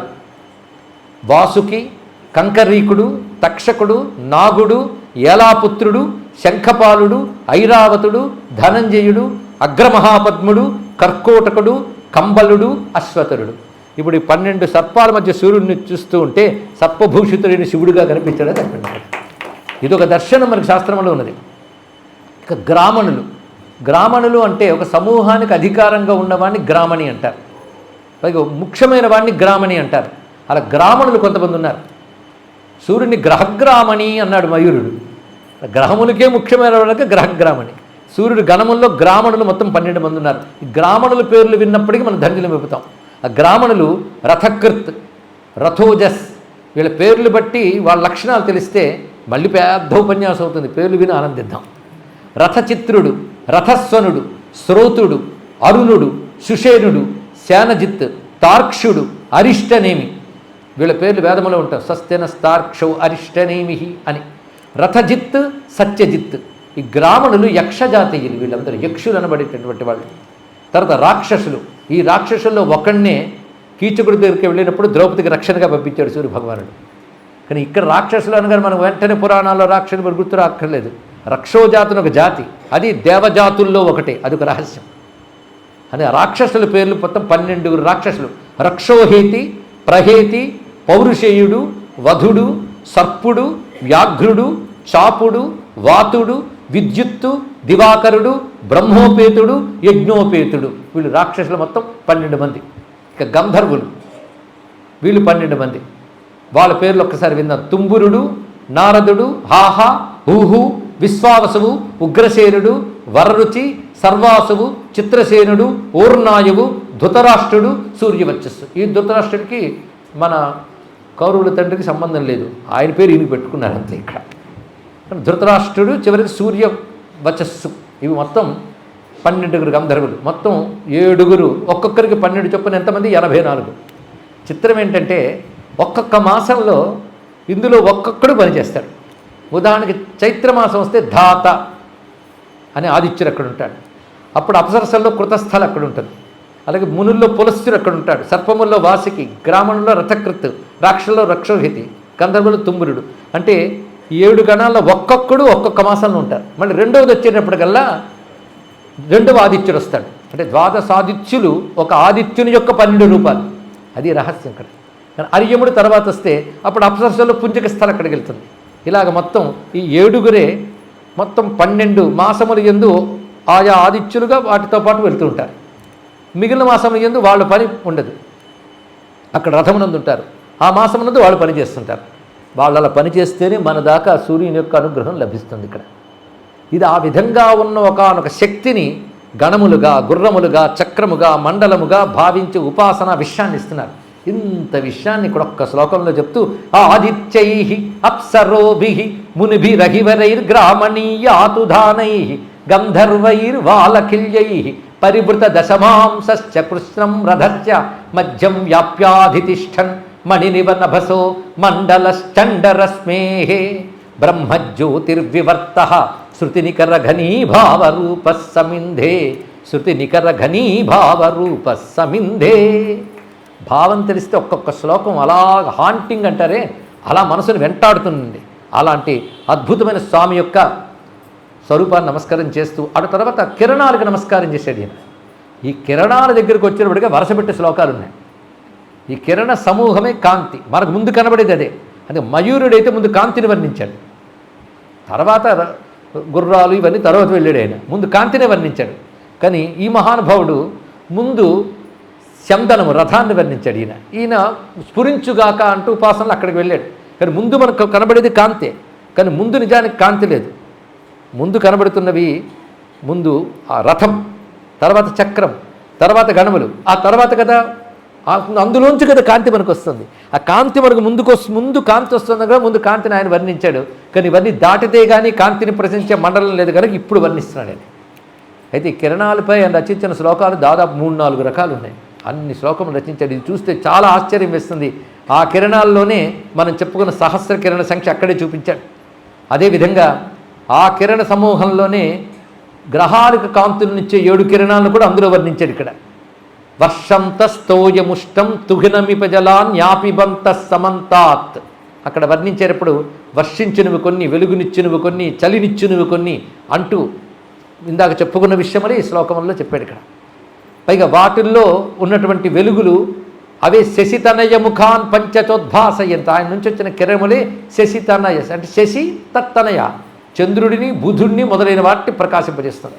అదేవిధంగా ఆ సూర్యమండలమే 7 రకాల కాంతి పుంజములుగా ఉంటుంది. ఆ 7 ప్రళయకాలంలో ఒక్కసారి వస్తాయట. ఇప్పుడు మాత్రం అలా 7 ఒక్కసారి రావు. ఆ 7 రిజర్వ్డ్గా దాచిపెట్టుంటాయి. ప్రళయకాలంలో 7 ఒక్కసారి వస్తే భువనాలు దగ్ధమవుతాయి. అలా ఉంటాయి. ఆ 7 పేరు కూడా చెప్పారు. అందులో ఇప్పుడు మనకు కనిపిస్తున్న సూర్యుడు ఒకడు. 7 ఒక్కసారి రావు. 7 వస్తే జగత్తు మిగలదు. ఇప్పుడు కనబడుతున్న వాడు ఆరోగా అని పేరు పెట్టారు. ఇది సమీపంగా ఉన్నవి. ఇంకా మిగిలిన 7 చెప్తున్నాడు. ఆరోగ భ్రాజ పటర పతంగ స్వర్ణర జ్యోతిషీమాన్ విభాస. ఈ మంత్రములు అరుణంలో కూడా మనకు వస్తాయండి. ఇక్కడ ఇవన్నీ కూడా కశ్యప జ్యోతిర్లభంతే అని తర్వాత మంత్రి చెప్తారు. ఇవన్నీ ఒకే కశ్యపుడి నుంచి వెలుగు పొందుతున్నాయని చెప్పారు. కశ్యప పశ్యకో భవతి, లేదా పశ్యక కశ్యపో భవతి. పశ్యకుడిని సూర్యుడి నుంచే 7 ప్రధానంగా వచ్చాయని చెప్తున్నారు కనుక ఆ 7 నమస్కారం చేసుకున్నాం. ఈ విధంగా ద్వాదశాదిత్యుల్లో ఒక్కొక్కరు నుంచి కొన్ని రశ్ములు వస్తాయట. ఆ రశ్ములు లెక్క కడితే చిట్ట చివరికి వచ్చేటప్పటికల్లా ఒక మాసానికి సరిపోవు. అప్పుడు అధిక మాసం వస్తుంది. ఇక్కడ అధిక మాసం ఆ విధంగా వస్తుందన్నారు.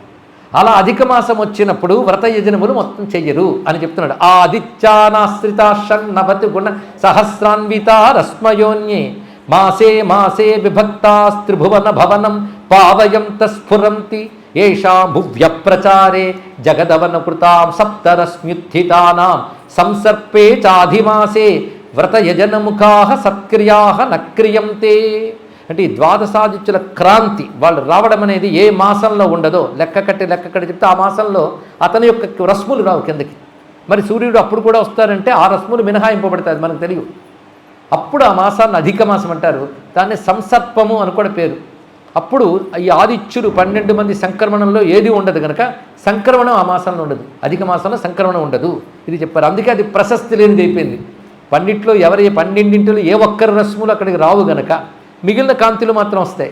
కానీ అవి రావు గనక దానికి ఆ విధంగా చెప్పారయ్యా అన్నారు. అలాగ ఉన్నటువంటి దాని యందు ఆ పరమాత్మను ఉపాసన చేస్తుంటే ఆయన చుట్టూ ఎంతమంది కొలుచుకు పెడుతున్నారో. ఇప్పుడు వాలఖిల్యులు 1000 మంది మహర్షులు ప్రధానంగా వాళ్ళని బొట్టన వేలంత ప్రమాణంలో ఉంటారు. ఒకానొక్కడు బ్రహ్మ తేజస్సు అగ్నిలో పడి ఆ ఋషులు వచ్చారు. వీరు ఒక్కొక్క సమయంలో దివ్య అరణ్యాల్లో కూడా తపస్సు చేసుకుంటుంటారు. కానీ ప్రధానంగా సూర్యరథంలో వాళ్ళు సూర్యరథం వస్తూ ఉంటే వాళ్ళు స్తుతి చేస్తూ ఉంటారట వాలఖిల్యాదులు. దానికి తోడు గంధర్వులు, ఇందాక చెప్పుకున్న అప్సరసులు. వీళ్ళు ఇక్కడ 12 అని చెప్పారంటే 12 మందే కాదు, వాళ్ళకి మళ్ళీ సమూహంలో ఉంటాయి సహాయపడుతూ కూర్చున్న వాళ్ళు. ఎంతమంది అండి! ఆ కోలాహలం ఒక్కసారి భావన చేయాలి. పొద్దున పుట్టుట ఆదిత్యై అప్సరోభి అని చెప్తూ స్వస్త్రీ గంధర్వయక్ష మునివర భుజగా యాతుధాన. యాతుధాన అంటే రాక్షసులు. యాతుధానశ్చ నిత్యం ఒక్కొక్కరు ఒక్కొక్క విధంగా కొలుచుకుంటారు. అందరి స్వస్త్రీ అప్సరసలు నృత్తై, గంధర్వులు గీతై, రాక్షసులు అభీషుగ్రహ అంటే ఆయన పగ్గాలకి ఇబ్బంది లేకుండా జాగ్రత్తగా చూసుకుంటూ ఉంటారట. అభీషుగ్రహనుతి వహనై అగ్రత అంటే రథరక్షకులుగా కొందరు గమనించుకుంటూ వెళ్తుంటారు వాళ్ళు యక్షులు. ఇలా వెళుతూ సేవయాచ యస్య ప్రీతిం వితన్వంచమితి పరకరా ద్వాదశైతే. ఈ విధంగా వాళ్ళు వస్తూ ఉంటే ఆ సందడిని చూస్తూ మహానుభావుడు మయూర కవి ఏమన్నాడు చూద్దాం. ఒక్కొక్కరు ఎలా స్తుతిస్తున్నారో స్వామిని ఆ కొడుకు చూడాలండి.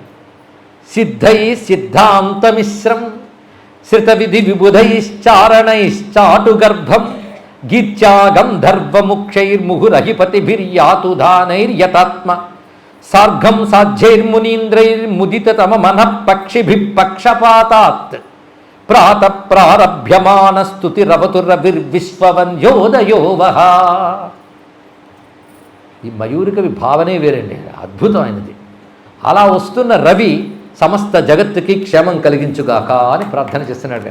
ఎలా వస్తున్నారు అంటే దీన్ని మురిసిపోయారు కొంతమంది. మయూరుడి కవిత్వానికి పులకించిపోయిన కవులు చాలామంది ఉన్నారు.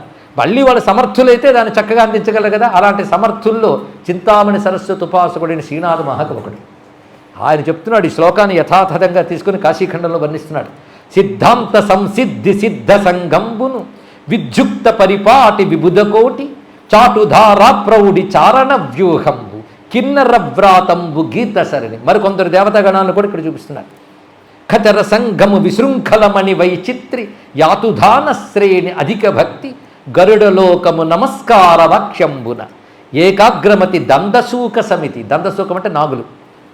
ప్రతిదినంబును ప్రాతరారంభ వేళ నిర్నిబంధన నిరుపాధి నిరవగాఢ నిర్నిరోధ నిరాఘాట నిరుపమాన భక్తి సంభజయింతురు ఈ పద్మబంధు, భక్తి సంభజయింతురు ఈ పద్మబంధు.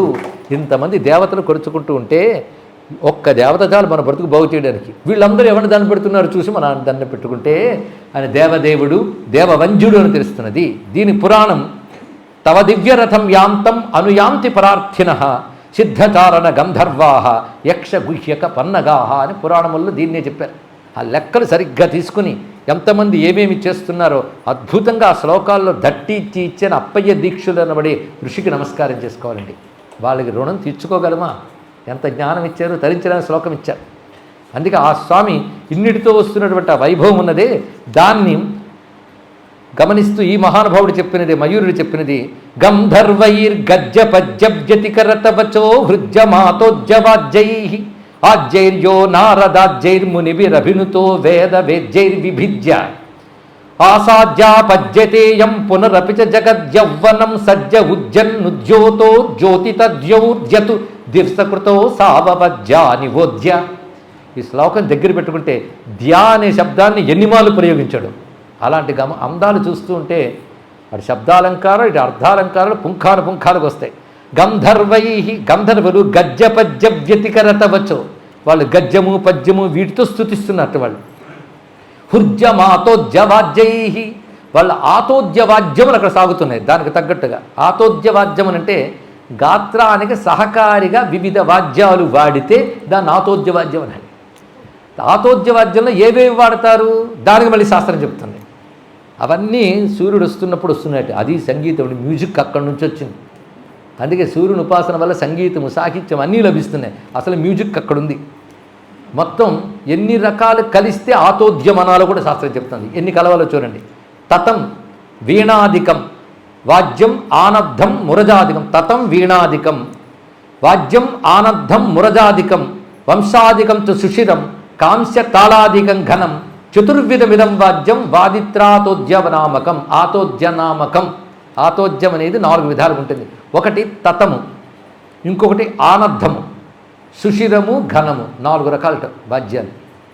దీన్ని బట్టి వాద్య విజ్ఞానం గురించి కూడా ఎందుకు సంగీతం వేదం నుంచి పుట్టింది అనేది అంటారు. దీన్ని బట్టి అర్థమవుతుంది. ఇక్కడ ఎన్ని రకాలుగా ఉంటాయని చెప్తున్నారు. ఇక్కడ మరొక చోట సరస్వతీ సూక్తములు యందు కూడా రకరకాల వాద్యాల గురించి చెప్పారండి. ఇక్కడ అందులో మొదటి తతము. తతము అంటే తీగతో మోగించే వాటిని తతం అంటారు. అంటే తీగతో ఇలా మోగించగానే మొత్తం తీగంతా కంపించొస్తుంది, వ్యాపిస్తుంది కదా, అది తతం. అందుకు తీగతో మోగించే వాటిని తతం అనాలి. అంటే వీణ, సితారు, వాయులీనం ఇవన్నీ కూడా తంత్రి వాద్యములు, వీటిని తతం అనాలి. ఆనద్ధము, ఆనద్ధం అంటే కొడితే పలికేవి. అవి ఎలా చేస్తారంటే కొయ్యతోనో మట్టితోనో లోహపు గట్టంతోనో ఒక బోలు పాత్ర, బోలు అంటే లోపలంతా ఖాళీ ఉండేది చేసి అటు ఇటు చర్మం కప్పి చప్పుడు చేస్తే దాన్ని ఆనద్ధము అనాలి అన్నాడు. అంటే ఇవి డక్క, మద్దెల, తబల, డమరుకం మొదలైనవన్నీ ఆనద్ధం కిందకు వస్తాయి. ఇక సుషిరం. సుషిరం అంటే గొట్టంలా చేసి దానికి రంధ్రం పెట్టి వాయించేది సుషిరం. అంటే వేణువు, నాదస్వరం, బాక ఇవన్నీ సుషిర వాద్యాలు అంటారు. ఇక ఘనము. ఘనము అంటే పెద్ద పెద్ద లోహాలతో చేసి వాటిని కొడితే వచ్చేవి. కొయ్యతో కూడా చేయవచ్చు వీటిని అన్నారు. అంటే కంచుతో చేసేటువంటి తాళములు లాంటివి. అదేవిధంగా కోలాటంలో కర్రలు, చిడతలు ఇవన్నీ కూడా ఘనములు అనిపించుకుంటాయి. ఈ 4 రకాలు కలిపి ఒకేసారి వాయించితే అది ఒకేసారి మళ్ళీ భయంకరంగా కాదు, సంగీతానికి లయకు అనుగుణంగా వాయిస్తే దాన్ని ఆతోద్యవాద్యం అనాలి. అది చెప్పాడు ఇక్కడ. హృజ్యమాతోద్యవాద్యై అన్నాడు మయూరుడు. అలా గంధర్వులు గానాలు చేస్తుంటే ఈ వాద్యాలు మోగుతున్నాయట. మొదట ఆ సందడి. అదే జగన్నాథుడు రథం కదులుతూ ఉంటే అవే వైభవం చూపిస్తున్నారు. అక్కడ ఉన్నదే ఇక్కడుంది. అది వెంకటేశ్వర రథోత్సవమైనా, జగన్నాథ రథోత్సవమైనా, మల్లికార్జున రథోత్సవమైనా, ఆ సూర్యమండలాంతర్గతుడైన పరమాత్మనే మనం ఇక్కడ ఆరాధన చేస్తున్నామని తెలుసుకోవడానికి అసలు రథోత్సవం అది, నిత్యం జరిగే రథోత్సవం. ఇప్పుడు ఆ విధంగా వాళ్ళు చేస్తారు. ఎవరు? గంధర్వుల యొక్క గానం. మరొకటి ఏమిటంటే వాళ్ళు పద్యాలు కవిత్వం చెప్తున్నారు. కవిత్వం కూడా అక్కడే వచ్చింది. ఎందుకంటే సూర్యుడే శబ్దస్వరూపుడు కనుక ఆయన ఉపాసన వల్ల శబ్దం లోపల నుంచి కూడా పలికిస్తాడు. లోపల ఉన్నవాడు అవని, బయట ఉండేవాడు ఆయన. ఆయన లేకపోతే శబ్దం ఏదండి? అని రాత్రి మొత్తం ప్రకృతి నిశ్శబ్దంగా ఉంటుంది. ఆయన ఉదయిస్తున్నప్పుడు కిలకిలారావారితో ప్రకృతి మొత్తం మేల్కొంటుంది. అంటే శబ్దాన్ని మేల్కొల్పే శక్తి ఏదో అందులో ఉంది అని దీన్ని బట్టి రహస్యం అర్థమవుతుంది. ఆ విధంగా వాళ్ళు ఆ విధంగా వాద్యాలు చేస్తూ ఉంటే, మరొకవైపు నారదాదిములను స్తుతిస్తూ ఉంటే ఋషులు కూడా నారదుడు మొదలైన ఋషులు కూడా స్తుతిస్తున్నారన్నారు. నారదుడు సంగీతం వచ్చు, ఋషులు సంగీతం లేకపోయినా వేదమంత్రాలు చేస్తున్నారు అంటే వాళ్ళందరూ జ్ఞానస్వరూపులుగా వాళ్ళు స్తుతిస్తున్నారు. ఇలా ఒక్కొక్కరు ఒక్కొక్క విధంగా స్తుతిస్తూ ఉండగా అలా వస్తున్న స్వామి గంధర్వైర్ గజ్జపజ్జ వ్యతికరతవచో హృజ్యమాతోజ్జవాజ్జై ఆజ్జైర్యో నారదాజ్జై మునిభిరమునుతో వేద వేద్జైర్విభిజ్య ఆసాధ్యాపజ్జైతేయం పునరపిచ జగద్యవ్వనం. అలా ఆయన వస్తుంటే జగత్తుకి మళ్ళీ యవ్వనం వస్తుందన్నాడు. ఇంకో శ్లోకంలోనే చెప్తాడు, రాత్రి చచ్చిపోయిన జగత్తు నీ వల్ల పొద్దున్న లేస్తుంది. చచ్చిపోవడం అంటే ఏంటయ్యా అంటే కాళ్ళు చేతులు కదలకుండా పడిపోవడం, కళ్ళు మూసుకుపోవడం, అంతే కదా. అలాగే రాత్రి అందరూ ఉంటారు, ప్రతివాడు వెళ్ళి పడుకుంటాడు. నిద్రను కూడా మృత్యువుతో సమానంగా చెప్తారు. అలా పడిపోతారు, పొద్దున్నలోగా లేస్తున్నారు అంటే చచ్చిపోయినప్పుడు బ్రతికినట్లేదు. అలాగే మళ్ళీ ఎలా ఉన్నదంటే ముసలితనంతో వేలాడి పడిపోయిన వాడు కూడా మళ్ళీ యవ్వనం వస్తే అలా లేస్తాడో అలా నువ్వు రాగానే జగత్తుకి యవ్వనం వస్తుంది. అలా యవ్వనం వస్తూ ఉన్నప్పుడు నీ హడావుడిందే ఆ కోలాహలం మధ్య వస్తున్న సూర్య భగవాన్ యొక్క వైభవం, ఆ ఊరేగింపు ఎంత బాగున్నదో అని వర్ణించారు.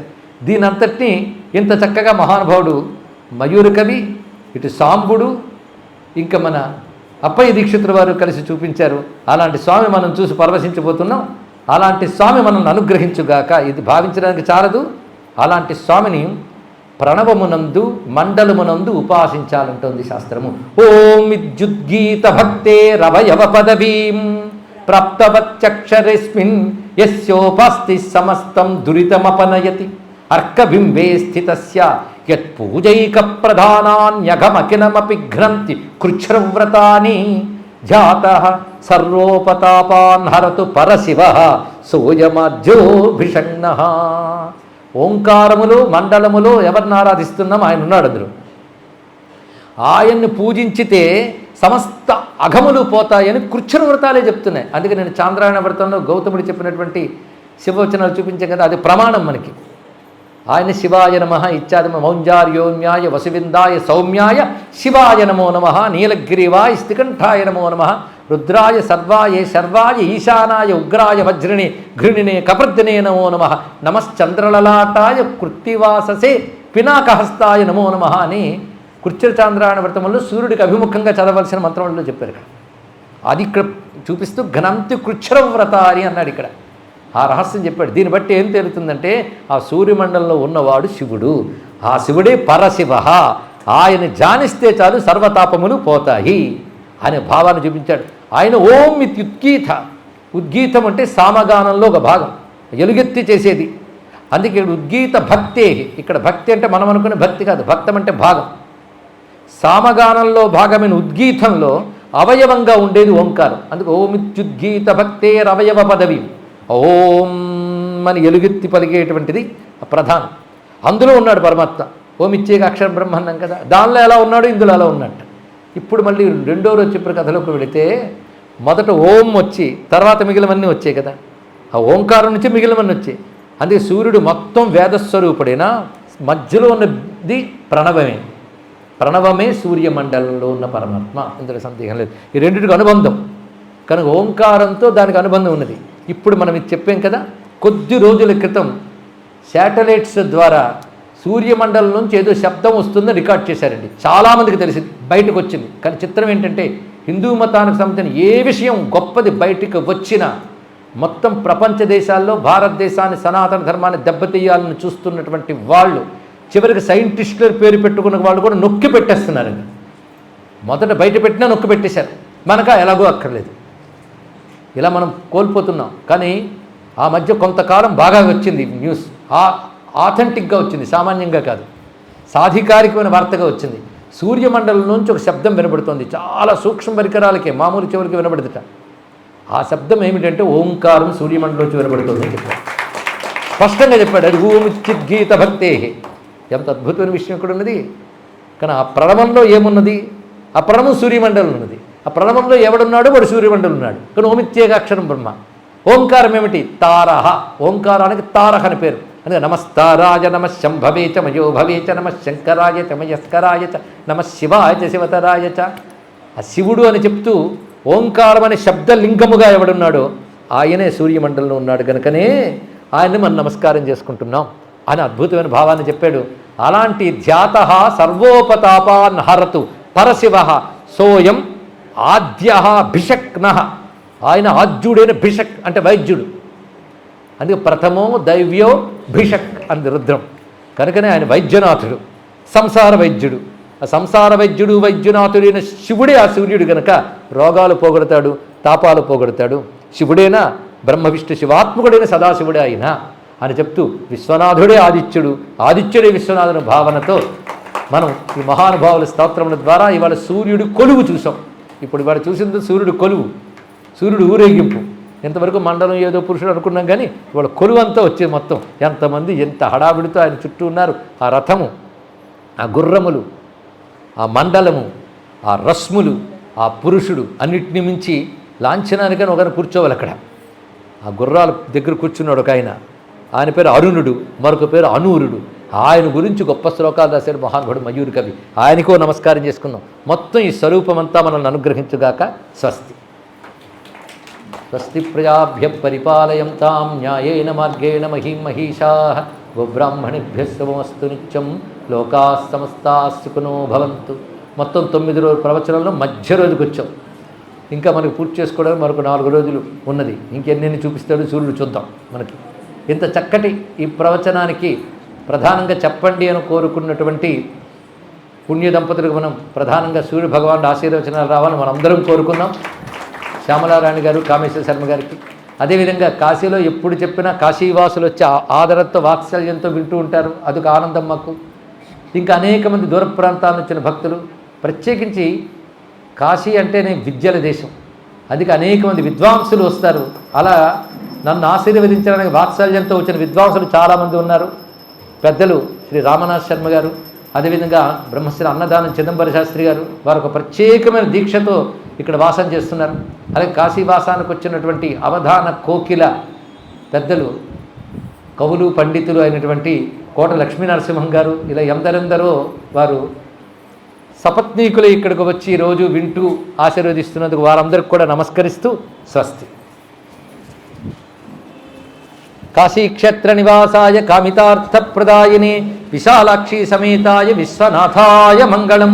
విశ్వనాథాయ మంగళం. 33 కోటి దేవతా సహిత గంగాన్నపూర్ణాంబికా విశాలాక్షి సమేత శ్రీ కాశీ విశ్వనాథ స్వామికి, శ్రీ కాశీ విశ్వనాథ స్వామికి, శ్రీ కాశీ విశ్వనాథ స్వామికి, శ్రీ విశ్వనాథ స్వరూప ఆదిత్య భగవాన్కి, శ్రీ ఆదిత్య స్వరూప శ్రీ విశ్వనాథ స్వామికి.